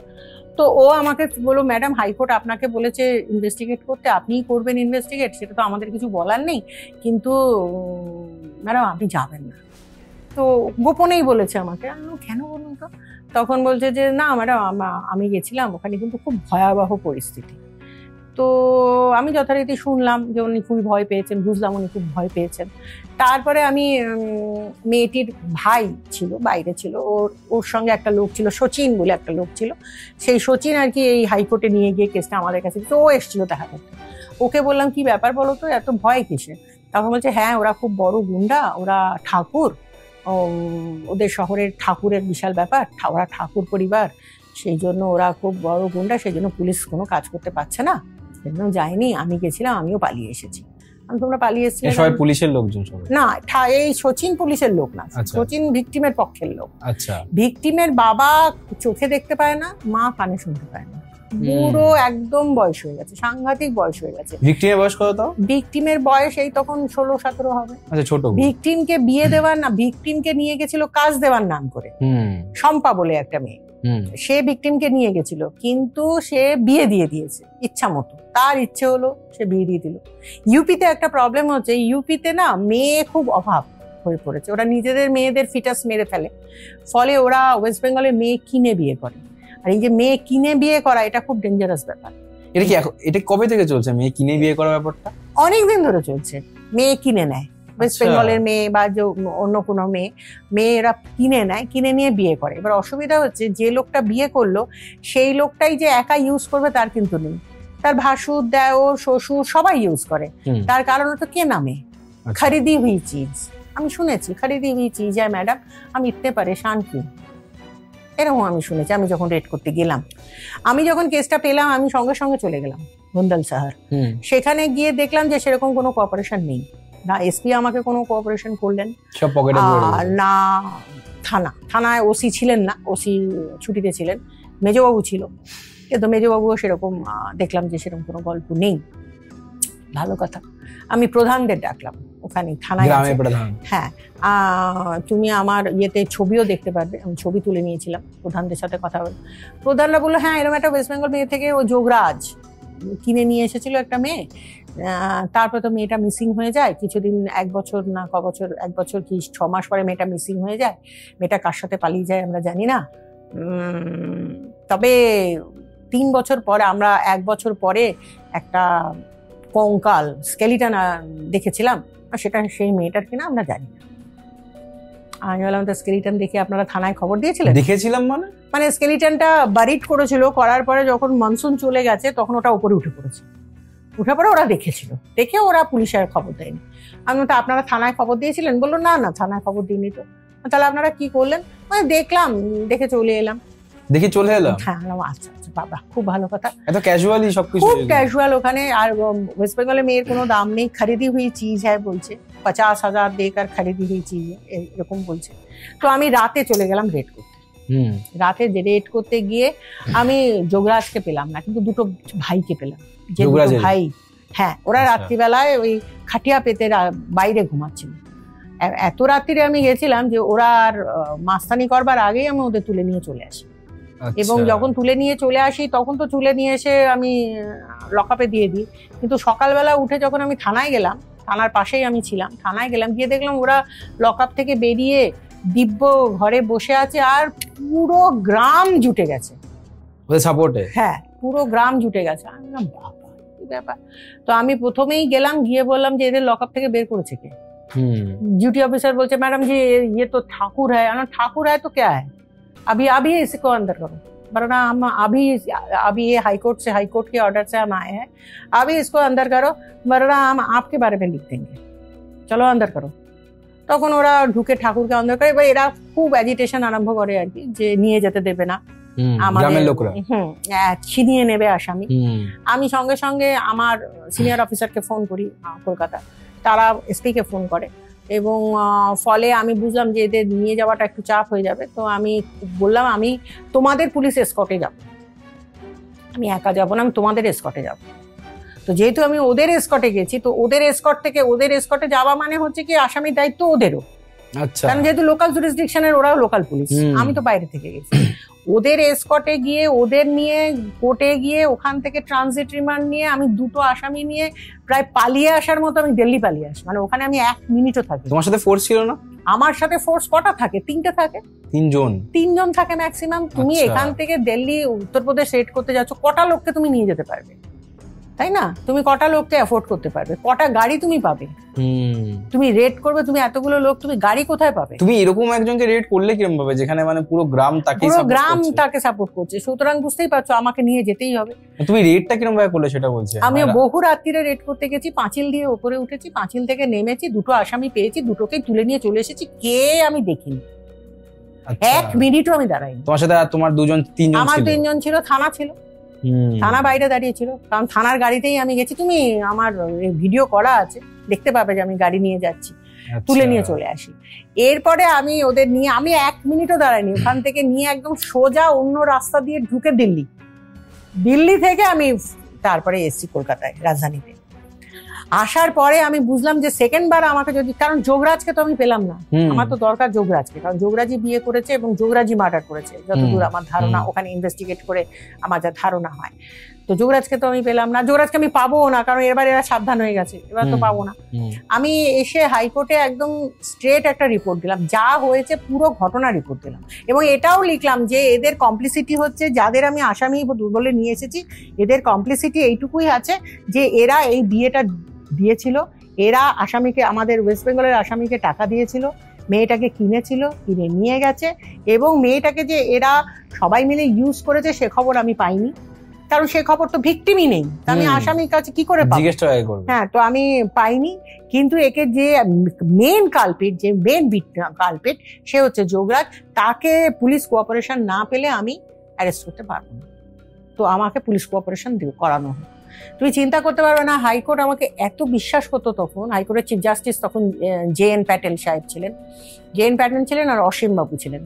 ওনারা সোজা এই আমাদের ডিজিকে বলে যে ওদের ডিজিকে বলো যে এসপি কে হাজির হতে হাইকোর্টে। আচ্ছা, এর ফলে যেটা হলো সেটা হচ্ছে কি যে এসপির কাছে মেসেজ গেল যে তোমাকে হাইকোর্টে হাজির হতে হবে, ওই গ্রামের কাছে। এবার এসপি তো আসতে পারেনি, এসপি ওসি কে পাঠিয়ে দিয়েছে। ওসি আমার কাছে এসে বলছে मैडम जी आप क्यों ऐसे क्यों आपने लिख दिया कि हमने आपको कोऑपरेशन नहीं किया, आप तो हमारी एस्कॉर्ट में गए हैं और आपने तो मुझे कोऑपरेशन नहीं किया है, ये तो मैं बताऊंगी क्योंकि आपकी एसपी के साथ हमारा मुलाकात ही नहीं, हम 3 घंटा वेट किया लेकिन आपके एसपी हमें मुलाकात ही नहीं हुआ। फर्स्ट, सेकेंड, आप छुट्टी पे थे, आपके साथ भी मेरा मुलाकात नहीं हुआ। थर्ड, हम जब रेड करके वापस आए और सुबह वापस आए तो देखा कि एक्यूज तो बाहर है, बाहर बैठा हुआ है, तो हम कैसे सोचेंगे कि आप कोऑपरेट किए हैं। वो तो हम रिक्विजिशन लिख के दिया है कि आपकी एस्कॉर्ट से हम जाएंगे, आपको एस्कॉर्ट देना पड़ेगा, इसका सिचुएशन ठीक नहीं है, ये एस्कॉर्ट आसामी को ये लोग स्नैच कर सकते हैं, वो फिर आपने दिया। लेकिन ये तो आपका कोऑपरेशन तो नहीं हुआ, ये तो मैं जबरदस्ती लिया। तो इसीलिए आपका कोऑपरेशन चाहिए, इसलिए आपने। তো তারপরে আমার এত সুবিধা হয়েছিল যে ওসি এমন সুন্দরভাবে ওসি নিজেই তখন রেড করতে আরম্ভ করে এবং আমাকে খবর দেয় যে এক জায়গায় খবর পেয়েছি যে ওখানে যোগরাজ আছে, আপনি চলে আসুন। আমি তো ওই মুহূর্তে আবার চলে যাই ওখানে গিয়ে যোগরাজকে অ্যারেস্ট করি। তুমি চিন্তা করবে না, আমার ভিডিওতে আছে, আমি তোমাকে এক্ষুনি দেখাবো। যোগরাজকে যখন অ্যারেস্ট করে নিয়ে এসে ওসি যখন ওকে জিজ্ঞাসাবাদ আরম্ভ করে, ও তখন বলছে যে হ্যাঁ मैं खरीदी थी, शादी भी की थी, फिर मैंने रात को जब वो सो रही थी मैंने गले भी चिनार दिया। মানে একদম কোট আটকোট আমার ওইটা মনে আছে, গলে भी चिनार दिया। মানে গলার এই মাঝখানটায় ও টিপে মেরে ফেলেছে এটাকে, गले भी चिनार दिया। फिर क्या किया, फिर उसको फिर ওই ডেড বডিটাকে ও কাঁধে নিয়ে ওর সামনেই বাস্তুপুকুর বলে একটা জায়গা ছিল, একটা জলা জমি ছিল, সেখানে ও ফেলে দিয়েছে। তারপরে যখন ফেলে দিয়েছে এবং ও দেখতো রোজ রাত্রিবেলা ও পাহারা দিত যে কতটা জন্তু জানোয়ার কতটা খেলো। হ্যাঁ, এটা ও পাহারা দিত। আবার বলছে মেয়ে তো শাদি দিত, মানে কি ডেইলি দিত? হ্যাঁ, ডেইলি দিত, যে কতটা ডেড বডি খেয়ে নিল। কারণ ডেড বডি যদি থেকে যায় তাহলে তো লোকে প্রচার হয়ে যাবে যে ওর মেয়েটাকে মেরে দিয়েছে। সেই জন্য ডেড বডিটা খেয়ে নেওয়া চাইছিল, সেই জন্য ও দেখছিল যে কতটা জন্তু জানোয়ার খেয়ে নিল। তো তারপরে যখন ওই মনসুন যখন চলে গেল, বৃষ্টি যখন চলে গেল, তখন তো ডেড বডিটা আবার উঠে পড়েছে। যথারীতি জন্তু জানোয়াররা এসে ওর উপরে খোদাই করেছে, তো ডেড বডি তো আবার উঠে পড়েছে। তো সেই ডেড বডি ও আবার সেটাকে নিয়ে গিয়ে আবার ও পুঁতেছে আর একটা জায়গায় নিয়ে গিয়ে, ও সেটা স্বীকার করল। এবং ওকে ইনসেন পাবলিক সব। হ্যাঁ, ওরা ইনসেন না, ওরা প্রচন্ড বদমাইশ। তুমি কি মনে করো যে এরা ইনসেন না, এরাই হচ্ছে গিয়ে মানে কুল ব্লাডেড মার্ডার। মানে আমার মনে হয় এরা, এই লোকটা আমাকে ঠিক জায়গাটা দেখালো। সেখান থেকে আমি 3টে হাড়, মেয়েটার ফিমার বোন, 3টে হাড় আমি উদ্ধার করলাম। আমার মানে সবাই আমাকে বলেছিল যে এই 3টে হাড় দিয়ে কি হবে, 3 বছর পরে আর হাড়ে কি পাওয়া যাবে, তো এই হাড় দিয়ে কি হবে। তুমি ওটা ফরেনসিকে পাঠিয়েছিলে? হ্যাঁ, আমি ওটা আমাদের ওটা FSM বলে, ফরেনসিক মেডিসিন বলে, ফরেনসিক মেডিসিনে পাঠালাম। তুমি চিন্তা করতে পারবে না, ডক্টর কাহালি ছিলেন ওই ফরেনসিক মেডিসিনের ডাক্তার। আমি ওনার কাছে জমা দিয়েছিলাম, উনি আমাকে রিপোর্ট দিয়েছিলেন মেয়েটার হাইট কত, মেয়েটার বয়স কত, মেয়েটা কতদিন আগে মারা গেছে, মেয়েটার এভরিথিং দিয়েছিল, যেটা everything matched with my victim. আমি শুধু ওই FSM এর বদলে আমি জোরে ওকে 302 দিলাম। আমাকে সাহেবরা বলেছিল 302 এস্টাবলিশ করবে না, কারণ কোনো আসামি তুমি সাক্ষী পাবে না। 302 কে এস্টাবলিশ পেয়েছিলে? তারপরে কিন্তু ওর তো মানে নিজেরই স্বীকারোক্তি ছিল, আমি যতদূর বুঝি। তুমি এটাই তো তোমাকে বলছি, স্বীকারোক্তির কোনো দাম নেই, যেহেতু পুলিশের কাছে করেছিল। আচ্ছা, মানে আমি স্বীকারোক্তি রেকর্ড করেছি, সেই রেকর্ড আমি কোর্টে, বসিরহাট কোর্টে কেস হয়েছিল, বসিরহাট কোর্টে আমি সেই স্বীকারোক্তি জমা দিয়েছি। ওর স্বীকারোক্তি যেখানে ও বলছে गले बीच नाड़ दिया, फिर फेंक दिया, फिर देखा जानवर ने कितना खाया, फिर मैंने उसको फेक डिग अप किया, एवरीथिंग ही कन्फेस्ड। আর কিচ্ছু লাভ হয়নি। কেন? কারণ তার কোনো এভিডেন্সিয়াল ভ্যালু নেই, যেহেতু পুলিশের কাছে বলেছে। পুলিশ বলিয়ে নিয়েছে। এটাই কি রুল, এটাই কি ল? এটাই ল, এটাই কষ্ট, এটাই ল। এবং সবচেয়ে বড় কথা হচ্ছে যে হাইকোর্টের কাছে প্রেয়ার করছিল, পয়সাওয়ালা লোক, বুঝতেই পারছো, পয়সাওয়ালা লোক, ঠাকুর পরিবার, হাইকোর্টের কাছে কিন্তু হাইকোর্ট বেল করেন, এবং হাইকোর্ট বেল করেনি বলে ওর কিন্তু বেল হয়নি। প্রায় 11 বছর ও সাজা পায়, 11 বছর পরে ও অ্যাকিউটেড হয়েছে। আমার একটাই স্যাটিসফ্যাকশন কি আমি ওই মেয়েটাকে, মানে আমি মেয়েটার মুখটা দেখতে পেতাম, যে মেয়েটার জন্য কেউই লড়াই করতে পারেনি, মেয়েটা ইয়ে পায়নি। তো যাই হোক, আমি সাজা হয়তো পাইনি, কিন্তু 11 বছর তো জেল খাটিয়েছি, 11 বছর জেল কেটেছিল। এবং লোকটা একটু পাগল পাগল মতো হয়ে গেছিল, মানে আমি যখন ওকে লাস্ট দেখেছি কোর্টে, তখন দেখছিলাম ও বিড় বিড় বিড় বিড় বিড় বিড় বিড় করছিল, কি বলছিল আমি শুনতে পাইনি।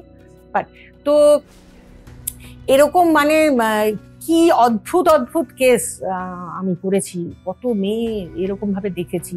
এরকম দেখেছি যে pregnant lady, advance stage pregnant lady, তাকে জিজ্ঞেস করছি কি তুই এখানে বসে কি করছিস? 5.5 মাস অ্যাডভান্স লেভেল, মানে অ্যাডভান্স স্টেজ মানে 7 মাস 8 মাস, 7 মাস 8 মাস, মানে বোঝা যাচ্ছে দেখে যে অ্যাডভান্স স্টেজ। আমি বললাম কি ব্যাপার, কি ব্যাপার, তুই এখানে বসে কি করছিস? তখন সে বলছে যে অনেকে এরকম প্রেগনেন্ট লেডি চায়, কতখানি পারভার্টেড হলে এরকম প্রেগনেন্ট লেডি চায়, এবং সেই জন্য সে বসে থাকে। তো এরকম অবস্থা, তুমি চিন্তা করতে পারবে না। তোমার ব্রোথেল, পুনেতে আমি গেছি, ব্রোথেল দেখলে তুমি বুঝতে পারবে না ব্রোথেল, মনে হবে তোমার সিনেমা হল ভেঙেছে, অজস্র লোক বেরোচ্ছে, অজস্র লোক ঢুকছে। আমি তো প্রথম বুঝতেই পারিনি এটা ব্রোথেল, ওপেন, আমি এটা বুঝতেই পারিনি। অসংখ্য ব্রোথেল পুনেতে ওখানে, বুঝতেই পারিনি এটা ব্রোথেল। আমাদের এখানে কিন্তু এই এত লোক নেই, মানে আমি সোনাগাছি গেছি, আমি অনেক জায়গায়, কলকাতা শহর, দুর্গাপুর, আসানসোল, বর্ধমান, অনেক জায়গায় গেছি বিভিন্ন কাজে, কিন্তু এই এত লোকের দেখিনি। স্কুল ব্যাগ নিয়ে একদম ছোট বাচ্চা, 12-13 বছর বয়স হবে, ছোট্ট বাচ্চা স্কুল ব্যাগ নিয়ে ওপরে উঠছে, আবার নিচে নেমে যাচ্ছে। 10 মিনিট 200 টাকা, তো কি অসুবিধা আছে? 10 মিনিট 200 টাকা। তার মানে তুমি ভেবে দেখো যে এক একটা মেয়ে অন্তত দিনে 24 থেকে 25টা ক্যান্ডিডেট অ্যাটেন্ড করছে, তাহলে সেই মেয়েটার অবস্থাটা কি? দিনে পার ডে, ওই ছোট ছোট বাচ্চাগুলো। হ্যাঁ, এবং এই মেয়েটা যদি পালিয়ে যায় ওখান থেকে, পুলিশ ধরতে পারলে, পুলিশ এসে মাসির কাছে আবার জমা দিয়ে যাচ্ছে, পুলিশ ওখান থেকে পয়সা নিয়ে চলে যাচ্ছে, আর এই মেয়েটাকে দিয়ে কিন্তু ওই পয়সাটা আবার তোলানো হচ্ছে। অর্থাৎ 24-25 হচ্ছে গিয়ে তুই রোজ পার ইনকাম, আর এক্সট্রা তোকে আরো 5-7টা করে দিতে হবে, কারণ তুই তো পালিয়ে গেছিলিস, আমাকে পুলিশকে টাকা দিতে হয়েছে। আমি নিজে কানে দেখেছি, শুনেছি। এরকম দেখেছি যে যখন আমি উদ্ধার করেছি তখন দেখেছি মেয়েটার হাতে এরকম একটা ঝোলা মতো, তার মানে এটার ভিতরে কি আছে? বলছে ভিতরে পয়সা আছে। কিসের পয়সা? তখন বলছে যে কাস্টমারদের যদি আমি এক্সট্রা খুশি করে দিতে পারি তাহলে আমাকে টিপস দেয়। আমি বললাম এক্সট্রা খুশি? আমি আর ওকে ওই ব্যাপারটা নিয়ে ভাঙিনি। এক্সট্রা খুশি, একটা পারভার্টেড লোক 10 মিনিটে 200 টাকা দিচ্ছে, তাকে আবার ওই বাচ্চা মেয়েটা এক্সট্রা খুশি করে দিচ্ছে, তার মানে কিছু আনন্যাচারাল করছে, তার মানে এক্সট্রা খুশি, তার জন্য সে টাকা পাচ্ছে। মানে ভেবে দেখো মেয়েটার শরীরের কি অবস্থা। একটা মেয়ে কতদিন এই 24-25টা করে টানতে পারবে? কিন্তু ওদের ব্রেন এমন ভাবে ওয়াশড হয়, ওদের ভালো খেতে দেয়, বিরিয়ানি দেয়, মাংস দেয়, ভালো জামা কাপড় দেয়, ওদের ভালো, ওরা ওইটাতেই অভ্যস্ত, ওরা ভাবছে এটাই বেটার লাইফ। হ্যাঁ, ওরা দেশে ফিরতে চায় না। দেশে ফিরলে কি অসুবিধা জানো? স্টিগমাটাইজেশন, পয়সাও পায় না, এদিকে লোকে গালাগালিও দেয়, আর গ্রামের লোকরা ওকে ইউজ করতে চায় বিনা পয়সায়। তো ওরা বলে আমার এটাই ভালো, অনেক ভালো, এখানে আমাকে অন্তত কেউ প্রস্টিটিউট বলে না, ওখানে তো আমাকে প্রস্টিটিউট বলবে, আমাকে তো বিনা পয়সায় ইউজ করতে চাইবে। তো আমাদের পক্ষে কিন্তু খুব মুশকিল। আমি যখন ভিকটিম উদ্ধার করেছি, সাংঘাতিক কষ্ট করে প্রাণ হাতে নিয়ে, প্রায় রিভলভার সমেতই আসামি অ্যারেস্ট করেছি। কোথায় সেটা? উত্তরপ্রদেশ। হ্যাঁ, উত্তরপ্রদেশে আমি অনেকবার গেছি, মানে যেতে হয়েছে আর কি, তো করেছি। তখন এই যে র্যাকেট যেটা চলছে, এটা সব থেকে বেশি কোথায় হয়? মানে উত্তরপ্রদেশেই না, র্যাকেট যেটা চলছে সেখানে তোমার দিল্লি আছে, বম্বে আছে, পূর্বে আছে, ইউপি আছে, সমস্ত জায়গায় আছে। তবে ওয়েস্ট বেঙ্গলকে তুমি এনসিআরবি ডেটা দেখতে পারবে, এনসিআরবি ডেটা খুললে বুঝতে পারবে যে সেখানে দেখাবে যে ওয়েস্ট বেঙ্গল সর্বপ্রথম আছে। আচ্ছা, কিন্তু তার কিন্তু একটা কারণ আছে, এটা কিন্তু ওয়েস্ট বেঙ্গলের কিন্তু একটা কারণ আছে। তার কারণ হচ্ছে বাংলাদেশ থেকে যে সমস্ত মেয়েরা পাচার হচ্ছে তারা কিন্তু থ্রু ওয়েস্ট বেঙ্গল যাচ্ছে। ওয়েস্ট বেঙ্গল সেখানে ট্রানজিট রুট হয়ে যাচ্ছে। যেহেতু বেঙ্গলি স্পিকিং হয়ে যাচ্ছে, সেহেতু যখন উদ্ধার হচ্ছে, উদ্ধারের লিস্টে কিন্তু ওয়েস্ট বেঙ্গল দেখানো হচ্ছে। কিন্তু যখন আমরা ইনভেস্টিগেশন করতে নামছি, যখন ওই মেয়েটাকে জিজ্ঞেস করছি, তখন আমি বুঝতে পারছি যে ও বলছে যে ওর বাড়ি কলকাতা। আমি যখন জিজ্ঞেস করলাম কলকাতায় কোথায়, বলছে বনগা পেট্রাপোল। কোনো ওয়েস্ট বেঙ্গলের মেয়ে বনগা পেট্রাপোলকে কলকাতা বলবে না। তার মানে বোঝা যাচ্ছে যে ও বনগা পেট্রাপোল দিয়ে ঢুকেছে, যেন ওটাকে ও কলকাতা ভাবছে। মানে ওয়েস্ট বেঙ্গল নামটাই ও জানে না, ও ওয়েস্ট বেঙ্গলকে ভাবে কলকাতা। পশ্চিম বাংলা ও বোঝে না, ও কলকাতা বুঝে, সেজন্য ও কলকাতা বলছে। তো বোঝা যায় যে এরা বাংলাদেশ। এরকম মেয়ে হয়েছিল, আমাদের একবার ঘটনা ঘটেছিল। থাম্বি সাহেব তখন ডিজি সাহেব ছিলেন, তখন এরকম হয়েছিল কত 235টা মেয়ে হঠাৎ শুনলাম আর উদ্ধার হয়ে এসেছে। কত 235টা? হ্যাঁ, সাংঘাতিক অবস্থা। আমরা তো সেই সবাই মিলে চলে গেলাম নিলুয়া হোমে, সমস্ত মেয়েদের বাড়িতে চলে যাবে, ওদের বাবা মাকে বলাই হয়ে গেছিল, সব ফ্যামিলি থেকে এসেছিল। আমি তখন দেখেছিলাম যে বেশিরভাগ মেয়ে বাংলাদেশি, ওরা মাইনর কেউ ছিল না, সবাই মেজর ছিল। তো বেশিরভাগ মেয়ে মেজর মেয়ে ছিল, বেশিরভাগ মেয়ে বাংলাদেশের মেয়ে। আমাদের কিন্তু এটা একটা অসুবিধা। আর একটা অসুবিধা হচ্ছে নেপাল ভুটান থেকে যে সমস্ত মেয়েরা পাচার হয়ে আসছে, তারা কিন্তু ভায়া দার্জিলিং যাচ্ছে, ফলে তারা হয়ে যাচ্ছে ওয়েস্ট বেঙ্গল। তারা কিন্তু ওয়েস্ট বেঙ্গল নয়, যেহেতু দেখতে ওরকম একরকম, ভাষাটাও একরকম, ওরা নেপালি বলে। তো সেই জন্য আমরা পোর্ট্রেট হচ্ছি। আমাদের ওয়েস্ট বেঙ্গল ট্রানজিট হিসাবে, ডেস্টিনেশন মানে যেখানে মেয়েটাকে লাস্ট ডেস্টিনেশন হিসাবে, এবং সোর্স পয়েন্ট, এখান থেকে মেয়ে যাচ্ছে, তিনটে ভাবে ইউজ হয়। ওয়েস্ট বেঙ্গলের টপোগ্রাফিটাই এত সুন্দর যে ওইরকম তিনটে ভাবে ইউজ হয়, যার জন্য আমাদের রেশিও, আমাদের যে ডেটাটা অনেক বেড়ে যায়। অনেক মেয়ে পাচার হয়ে যাচ্ছে, এটা বেড়ে যায়। তবে পাচার হয়ে যাওয়া যে কি সাংঘাতিক কষ্ট আর সেই মেয়েটার পক্ষে, এবং পাচার থেকে উদ্ধার করাটা যে কত কষ্ট, সেটা শুধু পুলিশ অফিসারই জানে যে কিভাবে তাকে উদ্ধার করতে, যারা অন ফিল্ড রয়েছে, যে কিভাবে। আমি ওই 3টে হাড় নিয়ে এসেছি, 3টে হাড় নিয়ে এসে আমার কি অবস্থা, আমার 3টে হাড় আমি উদ্ধার করে নিয়ে এসে, সে ডোম পাই না, ডোম হাড় জমা নেয় না। ডক্টর কাহালি রাত্রি 12টা-1টা বাজে, ডক্টর কাহালিকে আমি ফোন করে তার কাছ থেকে পারমিশন নিয়ে, মানে পুলিশের হ্যারাসমেন্টের কোনো শেষ নেই। মানে পুলিশের হ্যারাসমেন্টের কিন্তু কোনো শেষ থাকে না এই ধরনের কেসে। তবুও আমি বলবো যে আমি প্রথম লাইফে, মানে যখন আমি প্রথম কেস করেছিলাম, তখন যতটা মানুষ আনঅ্যাওয়্যার ছিল, এখন অনেক অ্যাওয়্যার হয়েছে। এনজিও অর্গানাইজেশনদের কোঅপারেশনও পাওয়া যায়, ইন্টারনেটে অনেক কিছু জানে। এখন যেমন ধরো অনলাইন ট্রাফিকিং এখন একটা কিন্তু বার্নিং ইস্যু। অনলাইন ট্রাফিকিং, হ্যাঁ, অনলাইন ট্রাফিকিং একটা ডেঞ্জারাস ব্যাপার। ওটা আরো খারাপ হবে, মানে আমাদের ট্রাফিকিংটা আরো খারাপের দিকে যাচ্ছে। তুমি অনলাইন ট্রাফিকিং এ তোমার সাইবার ক্রাইম ঢুকে যাচ্ছে। এবার সাইবার ক্রাইমে ঢুকে গেলে অসুবিধা। ট্রাফিকিং এর ব্যাপারটা হয়টা কি? ওটা মানে অফলাইন, এটার মধ্যে ডিফারেন্সটা কি? অফলাইন ট্রাফিকিং তো তোমাকে একটা ছেলে নিয়ে যাচ্ছে, লাভ ট্র্যাপ বা হানি ট্র্যাপ, হতে পারে, ওই হানি ট্র্যাপ হতে পারে, তোমার কাজের জন্য নিয়ে যেতে পারে। যে আমি উদ্ধার করেছি যখন, ওই রকমই দেখেছি আর কি। অনলাইনে তো তুমি কিছুই পাবে না। অনলাইন ট্রাফিকিং কিরকম? তোমাকে একটা মেসেজ পাঠিয়ে দিল, তোমাকে একটা প্রলোভন অ্যাডভার্টাইজমেন্ট করে পাঠালো যে এইখানে চাকরি করলে তোমার কোনোই গুণ লাগবে না, কিন্তু তোমার মাইনে 1 লাখ টাকা, এই ধরনের একটা করলো। কোনো মেয়ে ওই ট্র্যাপে পা দিল, বেশিরভাগ মেয়েই পা দেবে যারা আর কি পয়সা ভালোবাসে, খুব বেশি পয়সা চায়। এই যে মনে করো, এই যে বড় বড় তুমি দেখবে যে কোনো যে সাউথ পয়েন্ট, এই যে তোমার সাউথ সিটি, তারপর বড় বড় যে মলগুলো, সেখানে দেখবে যে ছোট ছোট মেয়েরা কিরকম সুন্দর ঘুরে বেড়াচ্ছে এবং ভীষণ জিনিসপত্রও কিনছে।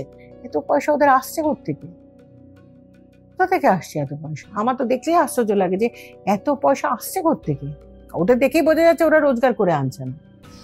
অনলাইন ট্রাফিকিং এমন কঠিন জিনিস হতে চলেছে যে পুলিশ কিচ্ছু করতে পারবে না।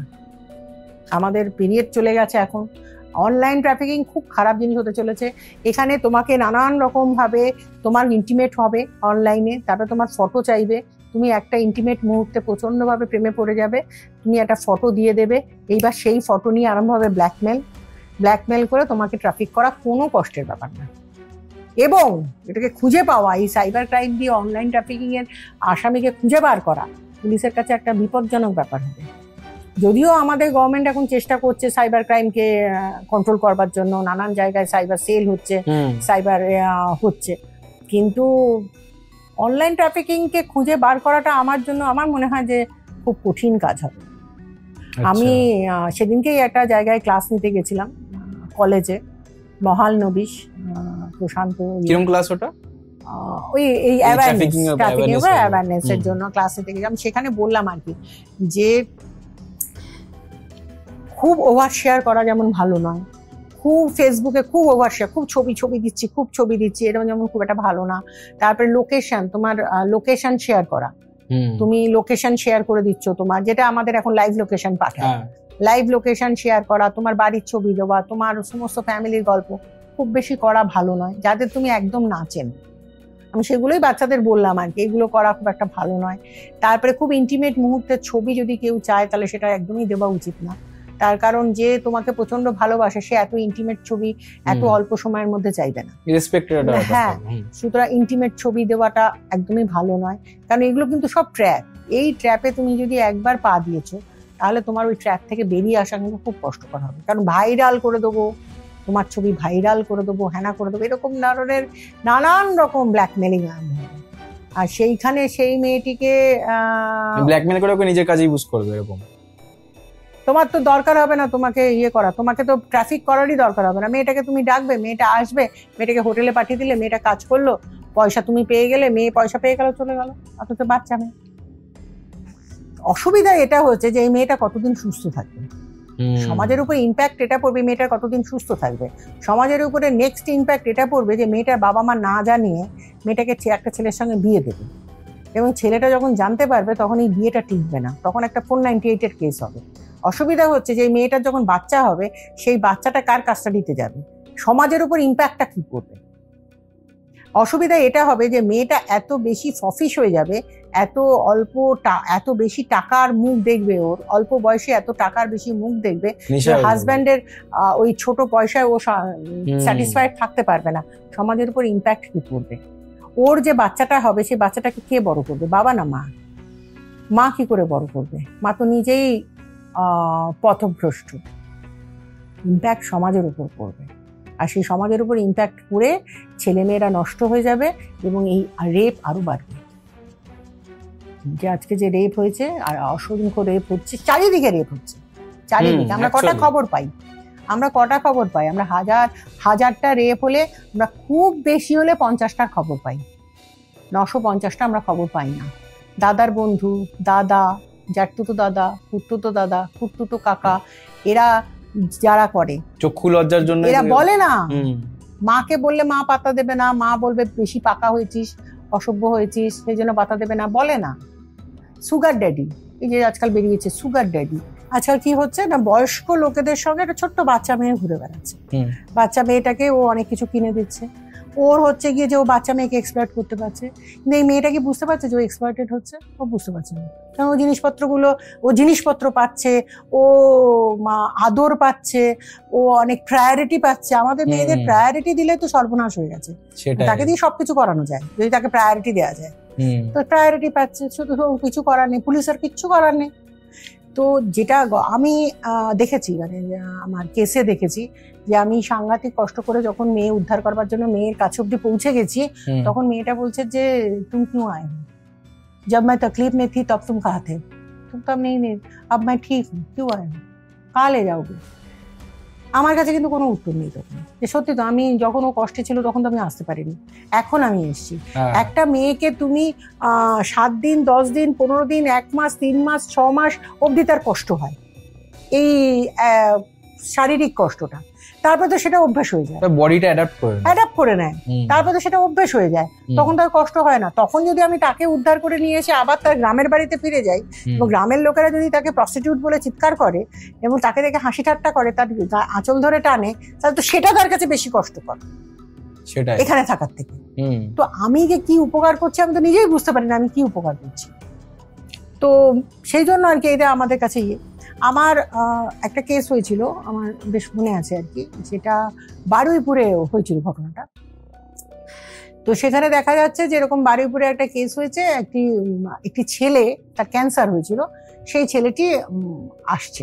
তখন আমার সাহেব ছিলেন, থাম্বি সাহেব ছিলেন তখন, আমার আচ্ছা ডিজি সাহেব ছিলেন তখন, সিআইডি তে ডিজি ছিলেন উনি ছিলেন। তো ওনার কাছে এসে খুব, তোমার কি ওই ডিজিদের থেকে অ্যাপ্রুভাল নিতে লাগে? হ্যাঁ হ্যাঁ, আচ্ছা, সমস্ত কিছু আমাদের সিআইডির যা কিছু উনি মানে ডিজি হোক এডিজি হোক, ওরা আমাদের অর্ডার দেয় আর কি, কেস কন্ট্রোল হবে কি হবে না। উনি যদি কেস কন্ট্রোল নেয় তবেই কেসটা আমাকে দেবে, তবেই আমি ইনভেস্টিগেট করতে পারবো, আদারওয়াইজ নট।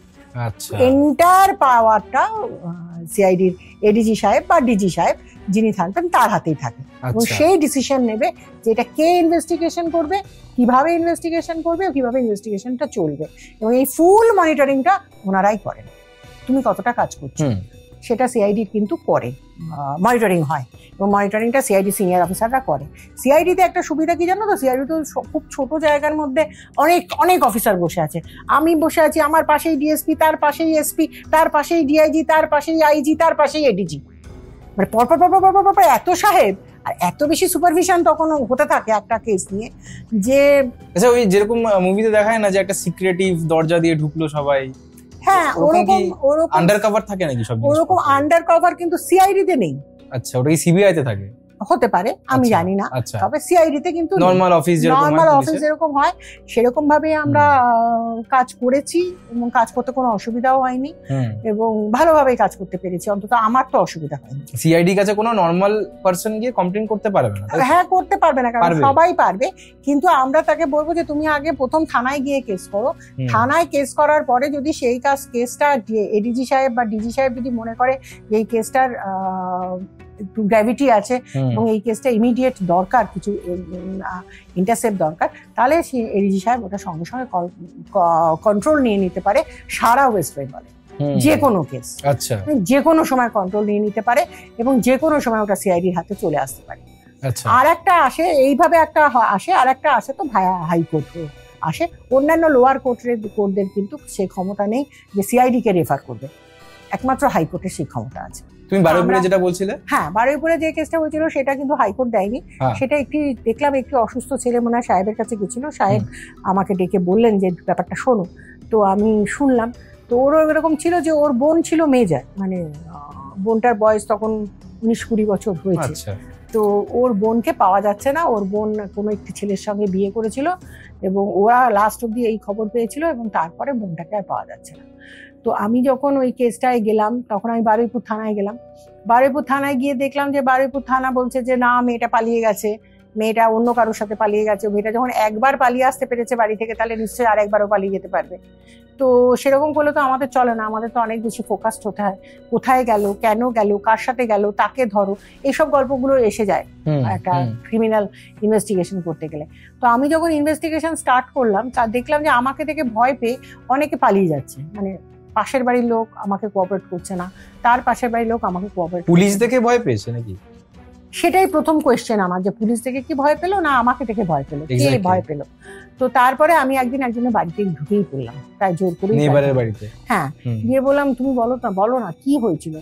তখন যখন সে বললো যে এরকম একটা গন্ডগোল হয়েছিল, কতগুলো লোক ওর বাড়িতে এসেছিল, তারপরে ওই ছেলেটাকে ধরে নিয়ে চলে গেল, মেয়েটা পেছন পেছন দৌড়িয়ে গেল, তারপরে আর আমরা জানি না। তখন দেখলাম ওর হাজব্যান্ড ওই মেয়েটাকে প্রচন্ড বউকে আর কি খুব বকছে আর কি, ও আর বলতে পারলো না, যেহেতু হাজব্যান্ড চলে এসেছে, হ্যাঁ খুব বকা দিচ্ছে। তো আমি এই দেখে বুঝলাম যে এরকম একটা কিছু ফিশি ব্যাপার আছে, যে এত লোকে ভয় পাচ্ছে কেন।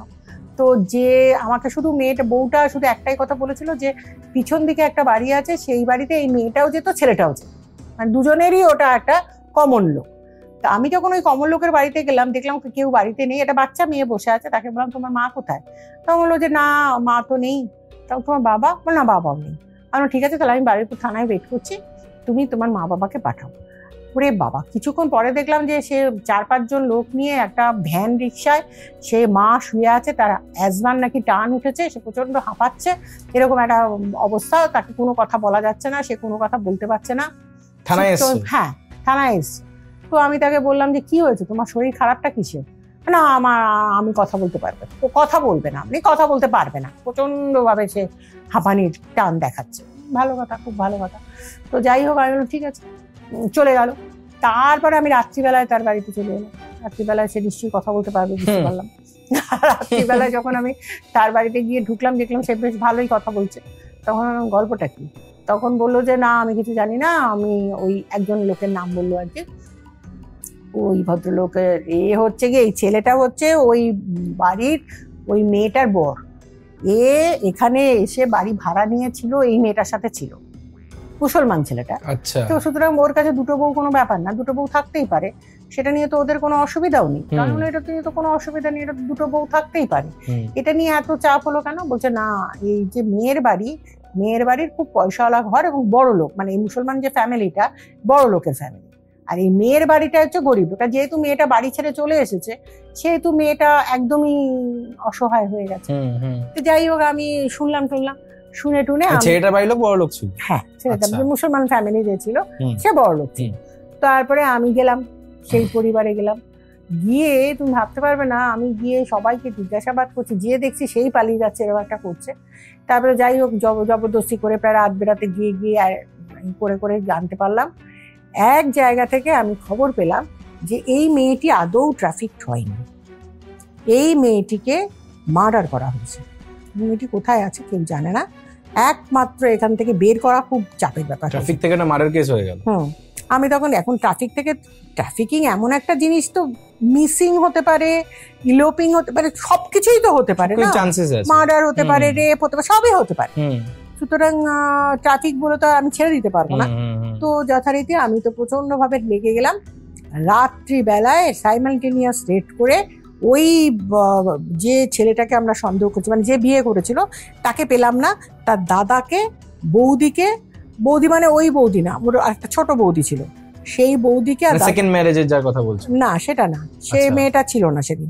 ওরা আরেকটা ভাই আছে, ছোট ভাই, তার বউকে, আচ্ছা দুটো ওই ভাই বউকে আর দাদাকে তুলে নিয়ে এলাম।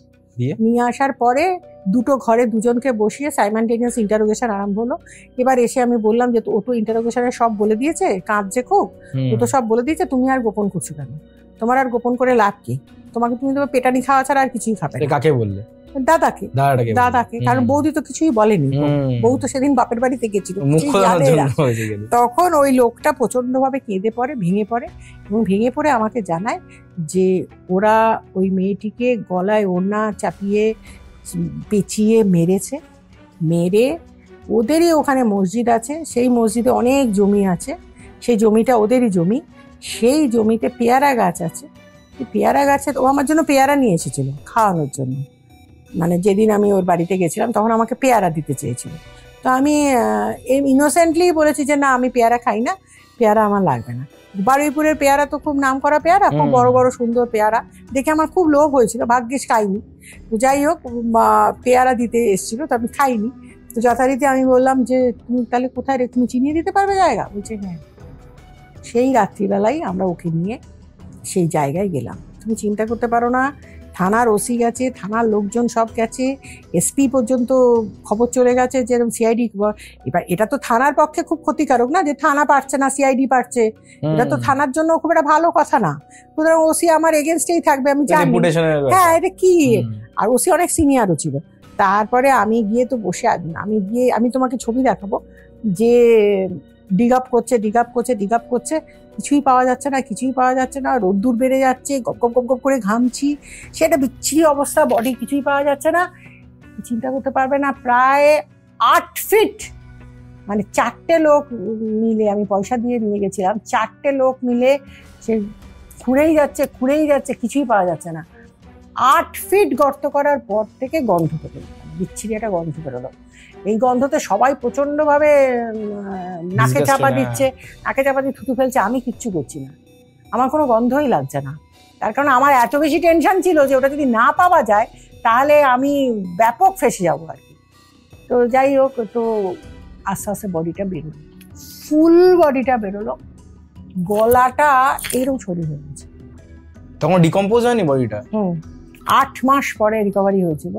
বডিটা ফুল বডিটা পাওয়া গেছে, স্কেলিটন পাওয়া গেছে, পুরো স্কেলিটনটা পাওয়া গেছে, জামা কাপড় সব পরে আছে মেয়েটা। ওড়না দিয়ে গলাটা এমন চাপা চেপেছে, গলাটা এরকম হয়েছে, একটা আঙুলের থেকেও কম। আমি তোমায় দেখাবো ছবি, এইরকম গলাটা একটা আঙুল হয়ে গেছে, গলায় ওই দড়িটা এরকম বাঁধা আছে, আর তো তখনও বাধা ছিল, বাধাই আছে ওকে, বা ওই অবস্থায় ওকে কবর দিয়েছে আর কি। তারপরে ওর হাত পা সব পোকামাকড়ে খেয়ে নিয়েছে, কিছু নেই আর। আমি ওই বডি রিকভারি করার পরে ম্যাজিস্ট্রেট দিয়ে আমাদের এনকোয়ারি করাতে হয়, একটা সুরথাল রিপোর্ট বলে, সেই রিপোর্ট করাতে হয়। সেই রিপোর্ট ম্যাজিস্ট্রেট পালিয়ে গেছে, ম্যাজিস্ট্রেটকে আবার ধরে নিয়ে এসে ম্যাজিস্ট্রেটকে দিয়ে দেখিয়ে সেই রিপোর্ট তৈরি করিয়ে বডি নিয়ে বডি কফিনের মধ্যে ঢুকিয়ে, কফিন আবার কিনতে চলে গেছি মেডিকেল কলেজে সেদিনকেই সব। কেননা বডি তো ওখানে ফেলে রাখা যাবে না, বডিটা আমার সরাতেই হবে। বডি আমি সরাবো কি করে, আর হসপিটাল এমনি বডি তো আর নেবে না, আমাকে কফিনে ঢোকাতে হবে। সেই মেডিকেল কলেজের পেছন থেকে প্রচন্ড বৃষ্টি সেদিন, আর বৃষ্টিতে এতখানি ভিজে গেছি, মানে পুরো ভিজে গেছি, এতটা জল, সেই জল ঠেলতে ঠেলতে মেডিকেল কলেজের পেছনটা যে কি নোংরা মানে ভাবা যায় না। সেই নোংরার মধ্যে গিয়ে কফিন কিনে নিয়ে এসে সেই কফিনের মধ্যে বডি ঢুকিয়ে সোজা চলে গেছি হসপিটাল, পিজি হসপিটালে। পিজি হসপিটাল বলছে আমি বডি নেবো না, এত রাত্রিরে বডি নেবো না, বডি সকালবেলা নিয়ে আসুন। এবার তুমি বলো যে পুলিশ অফিসার বডি নিয়ে কি করবে, বডি নিয়ে সকালবেলা জমা দেবে, কোর্টের কাছে কি কৈফিয়ত দেবে যে আপনি বডি রিকভারি দেখিয়েছেন রাত্রি 10টায়, আপনি বডি নিয়ে, তার মানে আপনি বডি নিয়ে সিআইডিতে পৌঁছলেন রাত 12টা ধরে নিলাম, তাহলে 12টার থেকে সকাল 10টা অবধি আপনি বডি নিয়ে কি করছিলেন, আমরা কি উত্তর দেবো? বডি তো আমাকে জমা দিতেই হবে, সেটাই, বডি নেবে না। সে কি করি, সে এই সুপারকে ওই সুপারকে ফোন করে, শেষ পর্যন্ত একজন পরিচিত ডাক্তার ছিল তাকে ফোন করার পরে সে বলল যে ঠিক আছে আপনি একটা কাজ করুন, আপনি ও এখন আমার কথাও শুনবে না, কারোর কথাই শুনবে না, আপনি তো দিয়ে হবেও না, আপনি একটা ছেলে পাঠান ওখানে, ছেলে পাঠিয়ে ওকে পয়সা দিয়ে কিছু খেতে বলুন, ড্রিঙ্কস, তাতে যদি ও কথা শুনে।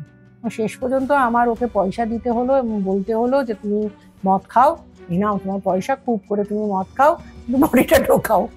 তো আমি পয়সা দিলাম, ও বডিটা ঢোকাতে পারমিশন দিল, তারপরে ও মদ খেতে গেল। মানে এইভাবে করলাম আর কি। এবং সেখান থেকে আমি ওই বডির এফএসএম, ওই বডি নিয়ে ওখানে জমা দিলাম। এবং তারপরে যে কটা আসামি এদের মধ্যে ইনভলভ ছিল, সব কটা আসামিকে আমরা ধরেছি, ধরে আমরা ইয়েতে দিয়েছি, কাস্টাডিতে দিয়েছি। কিন্তু আমার যতদূর ধারণা সব কটা বেল্ড আউট হয়ে গেছে। হ্যাঁ, তো তুমি গুরাব মার্ডার নিয়ে একটা কথা বলছিলে, ওই জিনিসটা কি হয়েছিল এক্স্যাক্টলি? হ্যাঁ, অ্যাকচুয়ালি এই গুরাব মার্ডার নিয়ে তখন খুব একটা শোরগোল পড়ে গেছিল চারিদিকে, যে কিভাবে আমরা গুরাব মার্ডারটা কিভাবে সলভ করব। এটা খুব একটা জঘন্য ব্যাপার ছিল। এরা একটা হোম ছিল গুরাপে, সেই হোমে সমস্ত ধরনের লোক ছিল, বাচ্চা ছিল, বুড়ো ছিল, মেন্টালি রিটার্ডেড যেগুলো ছিল তারা ছিল, সব জায়গা ছিল। এবার হোমের যে মালিক ছিল এবং মালিকের যে ডান হাত ছিল, তারা হোমের মেয়েদের উপরে প্রচণ্ড অত্যাচার করতো, এবং মেয়েরা যদি মারাও যেত তো শীত তলায় ফেলে রেখেছিল 3 দিন। বডি দিয়ে যখন পোকা বেরোচ্ছে তখন বডিটা নিয়ে গিয়ে নিজেদেরই ক্যাম্পাসে পুঁতে রেখেছিল। এবং আমরা যখন ওখানে প্রথম খবর পেলাম সেটা হচ্ছে মিডিয়া, এই খবরটা মিডিয়াতে কেউ ফোন করে জানিয়েছিল, এবং মিডিয়া ওখানে যাওয়ার পরে আমরা খবরটা পাই, তার আগে কিন্তু আমরা খবরটা পাইনি। ফলে মিডিয়া, যদি জানোই যে মিডিয়া যেখানে ঢুকে পড়ে সেখানে ইনভেস্টিগেশন করাও খুব মুশকিল হয়ে যায়, কারণ প্রচুর লোকজন চলে আসে। তো আমরা ইমিডিয়েটলি, আমাদের সাহেব অর্ডার দিল যে ইমিডিয়েটলি তোমরা যাও, গিয়ে দেখো কী গল্প আছে। তো আমরা ইমিডিয়েটলি দেখলাম, যে চলে গেলাম সেখানে, গিয়ে দেখলাম যে থানার পুলিশ ওখানে রয়েছে, গুরাব থানার পুলিশ রয়েছে, এবং গুরাব থানার পুলিশ যে কটা লোক পেয়েছে সবাইকে অ্যারেস্টও করেছে। তো আমরা ওখানে গিয়ে ঘরগুলো সব দেখলাম, এবং ওখানে যেটা প্রথমে বলেছিল আর কি, যে ওটা মার্ডার নয়, ওটা মেয়েটা নিজেই মারা যায় আর কি, বডিটা আমরা পোস্টমর্টেমে চলে যায়। তো আমরা যখন ওখানে গিয়ে দেখলাম যে না, ওটা মার্ডার। কেন? মেয়েটা যে হাইটে ছিল সেই হাইট থেকে একটু দূরেই মেয়েটার ব্লাড ছিটকে পড়েছিল, আমরা ব্লাড স্টেন পেয়েছিলাম, দেওয়ালে ব্লাড পড়েছিল, যেটা থানার পুলিশ দেখতে পায়নি, আমরা সেটা দেখতে পেয়েছিলাম। এবং দেখতে পাওয়ার সঙ্গে সঙ্গে, যেহেতু এটা হাই প্রোফাইল কেস হয়ে গেছিলো, তখন খুব মিডিয়া এটা নিয়ে খুব শোরগোল ফেলে দিয়েছিল চারিদিকে, এটা হাই প্রোফাইল হয়ে গেছিলো। তো আমরা সঙ্গে সঙ্গে ফরেন্সিক টিমকে ডেকেছিলাম, ফরেন্সিক টিম গেছিলো এবং সেখান থেকে আমরা ওই স্ক্র্যাচ করে ওই ব্লাড স্টেন নিয়েছিলাম। পোস্টমর্টেম ব্লাড আগে থেকেই রাখা ছিল, তার সঙ্গেই ম্যাচিং হবে। এবং আমরা যখন ওখানে সার্চ করি তখন দেখি যে উনুনের যে কাঠ রাখা থাকে সেইখানে গিয়ে দেখি যে অনেক কয়েকটা কাঠ ওখানে পড়ে আছে। সেই কাঠগুলো আমরা যখন খুঁজতে থাকি তখন দেখি একটা কাঠের গায়ে কিন্তু রক্তের দাগ ছিল। আমরা সেই কাঠটাও সিজ করি এবং তারপরে যখন ওদের ইন্টারোগেশন আরম্ভ হয়, আসামিদের ইন্টারোগেশন চলতে থাকে, তখন আসামিরা খবর দেয় যে এরকম অনেক মার্ডারই আগে হয়েছে, অনেক ডেড বডি ওরা জামালপুরে বলে একটা জায়গা আছে যেটা গুরাব থেকে একটু দূরে, যদিও বর্ধমানের আন্ডারে, জামালপুরের নদীর চরে ওরা কিন্তু পুঁতে রাখে। তো সঙ্গে সঙ্গে আমরা আসামি নিয়ে ওখানে যাই এবং গিয়ে ওই নদীর চর আমরা খুঁড়ে ফেলি। খোঁড়ার ফলে ওখানে আসামি দেখিয়ে দেয় যে কোথায় বডি পাওয়া যাবে এবং সেখান থেকে অসংখ্য স্কেলিটন পাওয়া যায়, মানে স্কেলিটন, বডির হাড়গোড়, স্কাল, অনেক কিছু পাওয়া যায়। অসংখ্য? হ্যাঁ, প্রায় ধরো অনেক অনেক আমরা এইবার তো খুব বিপদে পড়ে যাই যে এতগুলোর কি হবে। তো সেগুলো আমরা সঙ্গে সঙ্গে হসপিটালে পাঠাই এফএসএমের জন্য। এবং এই যে 105টা মেয়ে ছিল ওখানে ওই হোমে, এই 105টা মেয়েকে বিভিন্ন হোমে ট্রান্সফার করা হয় এবং আমরা যখন ইনভেস্টিগেশন স্টার্ট করি তখন ওই সমস্ত মেয়েদের ইন্টারোগেশন করা হয় এবং ওখানে জানতে পারি যে ওখানে প্রচণ্ডভাবে ক্রাইসিসের মধ্যে মেয়েগুলো ছিল। মেয়েদের ভাতে নুন দেওয়া হতো না, যে নুন দিলে যদি বেশি খেয়ে নেয় তাহলে বেশি খেয়ে নিতে পারবে, সেজন্য তরকারি পত্র ভাতে কোনো সময় নুন পেত না, ওরা এতে কম খেতে হয়, এরকম অত্যাচারিত হয়েছে। ওই লোকটি যখন কোনো কোথাও যদি কারোর কাছে ধার দেনা থাকতো তো ওই লোকটি ওই লোকগুলোকে এখানে ডাকতো, এখানে ডেকে মেয়েদের দিয়ে তাকে সেক্সুয়ালি প্লেজার দিত, দিয়ে সেই ধার দেনা শোধ করিয়ে নিত। এবং ওই লোকটি যে এত নিষ্ঠুর যে একটা বডি দেখেছি আমি ছবি, যে বডির থেকে পোকা বেরোচ্ছে, বড় বড় পোকা বেরোচ্ছে, মানে বেশ বড় বড় পোকা বেরোচ্ছে, তারপরে বডিটাকে ওরা মাটির তলায় পুঁতে দিয়েছে। এই যে মেয়েটির ইনভেস্টিগেশন করছিলাম এই মেয়েটিরও বডি 3 দিন সিঁড়ির তলায় ছিল, যখন পচে গন্ধ বেরোচ্ছে তখন বডি সরিয়ে ওরা পুঁতেছে। এই ধরনের নিষ্ঠুর কার্যকলাপ। এবং এই লোকটার মেন্টালি আমি জানি না যে কি মেন্টালের স্টেটাস যে এরকম করতে পারে। তো যাই হোক, আমরা ওদের সবাইকে অ্যারেস্ট করেছিলাম, যারা যারা এর সঙ্গে যুক্ত ছিল অ্যারেস্ট করেছি, করে এদের এবং এটা আমার একটা ভালো কথা যে এই কেসটিতে সাজা হয়, টোটাল লাইফ কনভিকশন হয় এদের, এবং এটা আমাদের জন্য একটা স্যাটিসফ্যাকশন যে আমরা কষ্ট যেরকম করেছিলাম যে 105টা মেয়েকে ইন্টারোগেশন করা, মেন্টালি রিটার্ডেড দিয়ে ইন্টারোগেশন করা, কেউ ডাফ অ্যান্ড ডাম ছিল তাদের সেখান থেকে লোক নিয়ে এসে তাদের অন্য জায়গায় যারা এই ডাফ অ্যান্ড ড্যামদের ইন্টারোগেশন করতে পারে, কথা বুঝতে পারে, তাদের কাছ থেকে নিয়ে এসে তাদের আমরা স্টেটমেন্ট রেকর্ড করেছিলাম। তারপরে সমস্ত অর্গানাইজেশন, গভর্নমেন্ট অর্গানাইজেশন অনেকেই হেল্প করেছিল, বিশেষ করে ওয়েলফেয়ার অর্গানাইজেশন খুব হেল্প করেছিল তাদের ইন্টারোগেশন করা। এবং এই কেসটা এত ভালোভাবে সাজাতে পেরেছিল। এই কেসের আইও আমি ছিলাম না, আমি ছিলাম কন্ট্রোলিং অফিসার, আইও অন্য ছিল, কিন্তু কেসটাকে আমরা খুব সুন্দর সাজাতে পেরেছিলাম এবং কেসটাতে লাইফ কনভিকশন হয়েছিল। এটা আমাদের কাছে একটা স্যাটিসফ্যাকশন, কেন হতে চায় না, তো এটাই হয়েছিল। এটা আমার কাছে একটা ভালো স্যাটিসফ্যাকশন। আর এটা ছাড়া ওই জিবি রোডের যে ঘটনাটা তুমি বলছিলে, জিবি রোডে হ্যাঁ ওটাও একটা ঘটনা ছিল। জিবি রোডে যেটা মেয়েটি এখান থেকে যখন নিরুদ্দেশ হয়ে যায় আর কি, এই মেয়েটিও মেজর মেয়ে ছিল, সেজন্য আমাদের কাছে খুব প্রবলেম হয়েছিল। এই মেয়েটির মেজর মেয়ে ছিল, এই মেয়েটি এখান থেকে নিরুদ্দেশ হয়ে যায় এবং এই মেয়েটির যখন নিরুদ্দেশ হয়ে যায় আমাদের কাছে খবর আসে যে এই মেয়েটি নিরুদ্দেশ হয়ে গেছে। এবং সবচেয়ে বড় কথা যেটা আমরা এই মেয়েটির ক্ষেত্রে আমরা হেল্প পেয়েছিলাম সেটা হচ্ছে আমাকে দিল্লি থেকে একটি ওয়েস্ট বেঙ্গলের ছেলে ফোন করেছিল, আমাকে ফোন করেনি, অ্যাকচুয়ালি করেছিল ওর আত্মীয়কে, ওর দাদাকে ফোন করে জানিয়েছিল যে মেয়েটি জিবি রোডে আছে। এবং সঙ্গে সঙ্গে ওর দাদা আমাকে ফোন করে জানায়, আমি সঙ্গে সঙ্গে দাদাকে বলি যে ওই মেয়েটির একটা ছবি যদি ও তুলতে পারে। তো তখন ওই একটা ছবিও তুলে, ওই ছেলেটি ছবি তুলে পাঠাতে পেরেছিল, এবং তাতে আমরা কনফার্ম হয়েছিলাম যে মেয়েটি জিবি রোডেই কিডন্যাপড আছে এবং ওইখানেই মেয়েটিকে উদ্ধার করতে হবে। আমরা সঙ্গে সঙ্গে ইমিডিয়েটলি আমার ফুল টিম নিয়ে আমি জিবি রোডে চলে যাই, এবং জিবি রোডে গিয়ে আমরা ওখানে ব্রোথেল আছে, প্রচুর ব্রোথেল আছে, সেই ব্রোথেলটাকে আইডেন্টিফাই করি এবং সেখানে রেড করে আমি একটা বিভৎস জিনিস জানতে পারি যেটা আমরা সিনেমায় দেখে থাকি। সেটা হচ্ছে একটা বিশাল দেওয়াল।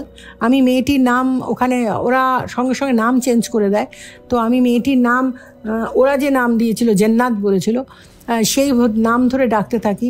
অবাক হয়ে যাই যে দুটি মেয়ে সমানে আমাকে একটা দেওয়াল দেখাচ্ছিল চোখ দিয়ে ইশারা করে, কিন্তু কথা বলছিল না, কিন্তু চোখ দিয়ে ইশারা করে একটা দেওয়াল দেখাচ্ছিল। তা আমি দেওয়ালটার দিকে তাকিয়ে কিছুই অস্বাভাবিক দেখতে পাচ্ছিলাম না, ফলে আমি দেওয়ালটার দিকে তাকাচ্ছি কিন্তু আমি কিছু বুঝতে পারছি না। তাই হোক, কিন্তু যেহেতু ও চোখ দিয়ে বারবার দেখাচ্ছে সেহেতু আমি দেওয়ালটাতে ধাক্কা মারতে থাকি, এবং ধাক্কা মারতে মারতে হঠাৎ দেখি পুরো দেওয়ালটা উঠে এসেছে। মানে দেওয়ালে কোথাও সুইচ ছিল, সেখানে আমার অজান্তে আমার হাত পড়ে যায় এবং দেওয়ালটা পুরো উঠে আসে। সেই দেওয়ালের ভেতরে দেখলাম 4টে বড় বড় টানেল, একদম পুরো এরকম গোল বড় বড় টানেল।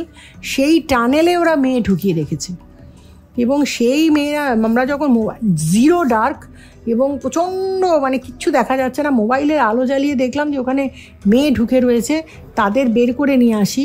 এবং তুমি ভেবে দেখো যে আমরা যদি ওই মেয়েটিকে ওখানে ওই সময় না বের করি তাহলে মেয়েটি সাফোকেশনে মারা যেত, কারণ যে ধরনের ভাবে মেয়েটিকে আটকে রাখা হয়েছিল মেয়েটি বাঁচার কোনো চান্সই ছিল না, কেননা পুরো দেওয়াল বন্ধ, টানেলের মধ্যে, ওইখানে দেওয়ালের মধ্যে টানেলের মধ্যে লোকজন, 4টে মেয়ে একা একা বসে আছে অন্ধকারের মধ্যে।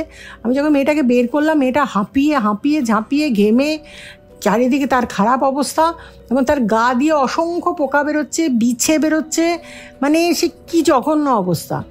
এই অবস্থায় আমরা মেয়েগুলোকে উদ্ধার করি এবং আসামিকেও তুলে নিয়ে আসি, কিন্তু আসামি বলল যে না, আমরা এই মেয়েটিকে চিনি না। কিন্তু আমার সুবিধা হয়েছিল ফটোটা ছিল, ওই ফটোটা গিয়ে যখন আমি খুঁজতে থাকি ওই ঘরটা আমি আইডেন্টিফাই করতে পারি। তখন আমি ওর উপর প্রেশার ক্রিয়েট করি যে এই ঘরটার ফটো আমি ছিলাম, এই ফটোতে মেয়েটি আছে, সুতরাং এই ঘরটায় মেয়েটিকে রাখা ছিল, তুমি মেয়েটাকে কোথায় সরিয়েছো বলো। ওরা মেয়েটাকে খবর পেয়ে গেছিলো যে আমরা যাচ্ছি, সেই জন্য মেয়েটিকে সরিয়ে দিয়েছিল। আমার ধারণা ছিল যে মেয়েটিকে মেরে ফেলেছে কিনা, সেই জন্যই আমি এতটাই উৎকণ্ঠিত হয়ে গেছিলাম যে মেয়েটিকে ওরা খবর পেয়ে মেয়েটিকে মেরে ফেলতে পারে। এই জন্য পুলিশের কাছে এই ধরনের ইনভেস্টিগেশন করা খুব মুশকিল, কারণ ওরা মেয়েটা মেরে ফেললে ওদের কাছে কিচ্ছু ব্যাপার না, কারণ মেয়েটার কোনো আইডেন্টিফিকেশান নেই, কোনো ভোটার আইডি নেই, কিচ্ছু নেই। ওরা দিল্লিতে গেছে, ও মরলো কি ছাড়লো কে খবর পাবে, মেরে ফেলা কোনো ব্যাপার না। সেই জন্যই আমার এতটাই টেনশন থাকে যে কীভাবে আমি তাড়াতাড়ি মেয়েটিকে উদ্ধার করব। তো আমি যখন ওর উপর প্রেশার ক্রিয়েট করি যে এই মেয়েটি এখানেই ছিল এবং এই মেয়েটিকে আমার লাগবে যেখান থেকে পারো, তো আমরা এই সমস্ত করে প্রায় রাত 2টো নাগাদ আমরা দিল্লি বঙ্গভবনে উঠি, এবং 5টা নাগাদ আমি খবর পাই যে আমাকে ফোন আসে এবং ফোনে খবর দেয় যে মেয়েটিকে কালকা মেলে ওঠানো হয়েছে। আমরা দৌড়ে সঙ্গে সঙ্গে ওখান থেকে বেরোই, কিন্তু কালকা মেল তো অনেক দূর থেকে ছাড়ে, তো সেই ক্ষেত্রে আমরা কে ফোন করি, এসআরপিকে ফোন করি। এসআরপি বলে ঠিক আছে আপনারা আসুন, আমরা ট্রেন দাঁড় করিয়ে দিচ্ছি। ওরা ট্রেন দাঁড় করিয়ে দেয় এবং বিভৎস রেড হয়, সেই ট্রেন রেড হয়ে ওদের সন্দেহ, আমরা মেয়েটির ছবি যা কিছু আমাদের কাছে ছিল সব আমরা ওকে ফরওয়ার্ড করেছিলাম, ওই ছবি দেখে ওরা আইডেন্টিফাই করে, মেয়েটিকে ট্রেন থেকে নামানো হয়। আমাকে আমি যখন পৌঁছাই তখন মেয়েটাকে নামাচ্ছে। আমরা মেয়েটিকে ওখান থেকে উদ্ধার করি এবং পরে মেয়েটির কাছে ইন্টারোগেশন করে জানতে পারি যে ও কিছুই জানে না, ও 2টো লোকের শুধু, যে মাস্টার মাইন্ড তার একটা ঠিকানা বলে এবং তার একটা লোকের চেহারার বিবরণ দেয়, আর যে সঙ্গে ও প্রেম করেছিল, মানে যে ওকে ট্র্যাপে ফেলেছিল, তার একটা বিবরণ দেয়। এবং আমি বলবো যে এটা খুব ভালো ইনভেস্টিগেশন হয়েছিল যে আমরা ওই 2টি লোককেই অ্যারেস্ট করতে পেরেছিলাম। মাস্টার মাইন্ডের যে এরকম প্রতাপ ছিল যে সে বলেছিল যে আমার নামে যে বলবে বা আমার এই এরিয়ায় বা আমার এই ডেনে যে আসবে তার জন্য ও বিধবা হওয়ার জন্য সমস্ত লোকেদের বাড়িতে ও নাকি থান পাঠিয়ে দিত, মানে এই ধরনের ওর প্রতাপ ছিল। তো ওই আমার কাছে খবর দিয়েছিল একজন যে ও রাত্রিবেলা বাড়িতে ঢুকেছে। বহু রাত্রিরে আমি ওখানে রেড করি এবং ওই লোকটিকে আমি পাই এবং ওকে পাওয়ার পরে ও খুব থ্রেট করেছিল, ওর লোকজনও খুব থ্রেট করেছিল, তাতে আমাদের কিছু এসে যায়নি। ওকে আমরা অ্যারেস্ট করে তুলে নিয়ে আসি। এবং সবচেয়ে বড় কথা যেটা আমার কাছে একটা বলতে পারো খানিকটা কাকতালীয় বটে, আমি আমার সমস্ত সোর্স যত ছিল সবাইকে অ্যাক্টিভেট করে দিয়েছিলাম যে এই মেয়েটি কী করে আরেকটা লোককে কী করে করবো, কারণ তার কিছুই আমার জানা নেই, শুধুমাত্র তার একটা ফলস ফোন নাম্বার ছাড়া কিছু জানা নেই, আর তার ছবি, যে ছবিটা ওই মেয়েটিকে দিয়ে আমরা আঁকিয়েছিলাম, মানে মেয়েটির কথা মতো আমাদের লোক এঁকেছিল, সেই ছবি আমি চারিদিকে সার্কুলেট করেছিলাম। অবাক কাণ্ড যে কীরকম, দেখ গোসাবা থানা থেকে একটা ফোন আসে, এই ধরনের একটা লোক একটা মেয়েকে দিল্লি নিয়ে যাবে বলে মেয়েটাকে নিয়ে যাচ্ছে, এই তার ছবি আপনার কাছে পাঠালাম, আপনি দেখুন তো এটা আপনার আসামি কিনা। আমার দেখেই কীরকম সন্দেহ হলো, আমি দৌড়ে গোসাবা যাই, গোসাবা থেকে ওই আসামি তুলে নিয়ে আসি, মেয়েটিকে ছেড়ে দিয়ে আসামিকে তুলে নিয়ে আসি। আসামিকে নিয়ে আমি যখন জিজ্ঞাসাবাদ ইন্টারোগেশন আরম্ভ হয় তখন আসামি কনফেস করে যে হ্যাঁ ওই মেয়েটাকে তুলে নিয়ে গেছিলো প্রেম ট্যাপে ফেলে। এবং পরে আমি আইডেন্টিফিকেশান প্যারেড করাই এবং তাতে ওই মেয়েটি এদের দুজনকেই আইডেন্টিফাই করে যে এরা দুজন, একজন মাস্টার মাইন্ড ছিল, একজন ওকে তুলে নিয়ে গেছিলো। অ্যারেস্ট হয় এবং তারা জেলও খাটে, এখন অবধি হয়তো তারা জেলেই আছে। তো এটা আমাদের একটা সাকসেস হয়েছিল যে আমরা পোর্ট্রেট পারলে ছবি দেখে অ্যারেস্ট করাটা কিন্তু খুব কঠিন কাজ, মানে ওরকম ছবি দেখে একটা খবর কাগজের ছবি দেখে একটা সজীব লোককে সিমিলারিটি থাকে না, তো সেটা আমরা করতে পেরেছিলাম, অ্যারেস্ট করেছিলাম, আমার ছবিটা কাজে লেগেছিল এবং আমাদের খুব প্রশংসাও হয়েছিল যে এত সুন্দর একটা ইনভেস্টিগেশন হয়েছিল। হাইকোর্ট আমাকে 5 বার প্রশংসিত করেছিল, মানে ব্রিলিয়ান্ট ইনভেস্টিগেশন বলেছিল। এবং হাইকোর্টের chief justice high court mister JN Patel সাহেব ছিলেন, উনি একটা বিশাল সেমিনার করেছিলেন এবং তাতে 110 জন পাবলিক প্রসিকিউটর ছিল, আরও ডিফেন্সের লোকজন ছিল, তাদের সামনে সবার সামনে উনি বলেছিলেন যে ওয়েস্ট বেঙ্গল পুলিশের এই কাছে সবার ইনভেস্টিগেশন শেখা উচিত, যে এরা কীভাবে ইনভেস্টিগেশন করে, কতটা পেনিট্রেট করে। তো এবং আমাকে একটা ক্রিস্টাল শিপ দিয়েছিল আর কি, তো সেটা আমার কাছে একটা বিশাল পাওনা। এবং উনি আমার একটা ইনভেস্টিগেশনের জন্য ইন ক্যামেরা ইন্টারভিউ নিয়েছিলেন এবং তাতে আমি ওনার ঘরে গেছিলাম। আমার এত ভালো লেগেছিল যে ওরকম একটা পার্সোনালিটির সঙ্গে ডাইরেক্ট ইন্টারাকশান আমি করতে পেরেছিলাম। উনি বলেছিলেন আমাকে যে how many officers like you are in CID ma'am, have a cup of tea. তো ওনার সঙ্গে আমি চা খাওয়ার সম্ভাবনা, আমি একটা স্কোপ পেয়েছিলাম, খেয়েও ছিলাম। তো এটা আমার কাছে একটা বিশাল প্রাপ্তি আর আমার খুব ভালো লেগেছিল। এবং আমি চেষ্টা করেছি যে যতদিন আমি ছিলাম কাজের মধ্যে যুক্ত ছিলাম সিআইডিতে এই কাজের সঙ্গে, ততদিন আমি চেষ্টা করেছি যে ভিকটিমদের কিভাবে আমি ওদের মানে চিতা ভি পিতা হ্যায় বলে, যে অ্যাডভার্টাইজমেন্টে বলে যে চিতার মুখ থেকে 7 আপ নিয়ে আসছে, তো আমিও চিতা ভি পিতা হ্যায় বলবো মতো আর কি, যে আসামিদের ডেন থেকে সমস্ত মেয়েদের উদ্ধার করে নিয়ে এসেছি। চেষ্টা করেছি ওদের লাইফটা যাতে একটু ভালো হয়, হয়তো সবকটা হয়নি, বাট আমি চেষ্টা করেছি, এটাই আমার স্যাটিসফ্যাকশান যে আমি চেষ্টা করেছি। আমি এরকমও করেছিলাম, আমি ভিকটিমদের নিয়ে, ভিকটিমরা যারা যে সমস্ত ভিকটিম আমি উদ্ধার করেছি বা অন্য লোক উদ্ধার করেছে, হোমে রেখেছে, সেই হোমের মেয়েদের নিয়ে আমি একটা ডান্স ড্রামা অর্গানাইজ করেছিলাম, চিত্রাঙ্গদা। সেটাও থাম্বি সাহেবের আমলেই হয়েছিল, রবীন্দ্র সদনে পারফরমেন্স হয়েছিল, ওরা সেখানে পারফর্ম করেছিল এবং সেটার খুব সাড়া ফেলে দিয়েছিল। মানে সোশ্যাল ওয়েলফেয়ার ডিপার্টমেন্ট তারপরে করেছে, অন্য লোক তারপরে ওদের নিয়ে গিয়ে করিয়েছে। আমি ভেবেছিলাম যে অলকানন্দা ম্যাডাম যেমন অ্যাকিউজদের নিয়ে বাল্মীকি প্রতিভা করে একটা রোজগারের ওদের সম্ভাবনা করে দিয়েছিল, তা আমি চেয়েছিলাম যে ভিকটিমদের এরকম একটা হোক, যে ভিকটিমরা এরকম পারফরমেন্স করবে বিভিন্ন ভালো ভালো অডিটোরিয়ামে এবং তাতে যা পয়সা হবে সেটা ওদেরকেই দেওয়া হবে। ভিকটিমরা যখন বাড়িতে যাবে, আফটার হোম যখন বাড়িতে যাবে, তখন একদম খালি হাতে যাবে না, কিছু পয়সা নিয়ে যাবে। আর একদম খালি হাতে গেলে তো ভালো না, মানে কেউই আদর করে না। তো সেটা আমার ইচ্ছে ছিল, আমার মনে হয় যে সেটা একটা ভালো প্রচেষ্টা, এটা গভর্নমেন্ট নিতেই পারে, তাহলে ভালো হয় আর কি, যে ভিকটিমরা কিছু পয়সা নিয়ে বাড়ি যেতে পারে, ওদের নিজেদের কাজগুলো হয়। তো এটা আমার জন্য খুব ভালো। থ্যাংক ইউ, অনেকক্ষণ সময় দিলে আমাদের সাথে, ভালো লাগলো। আশা করছি আবার নেক্সট টাইম দেখা হবে।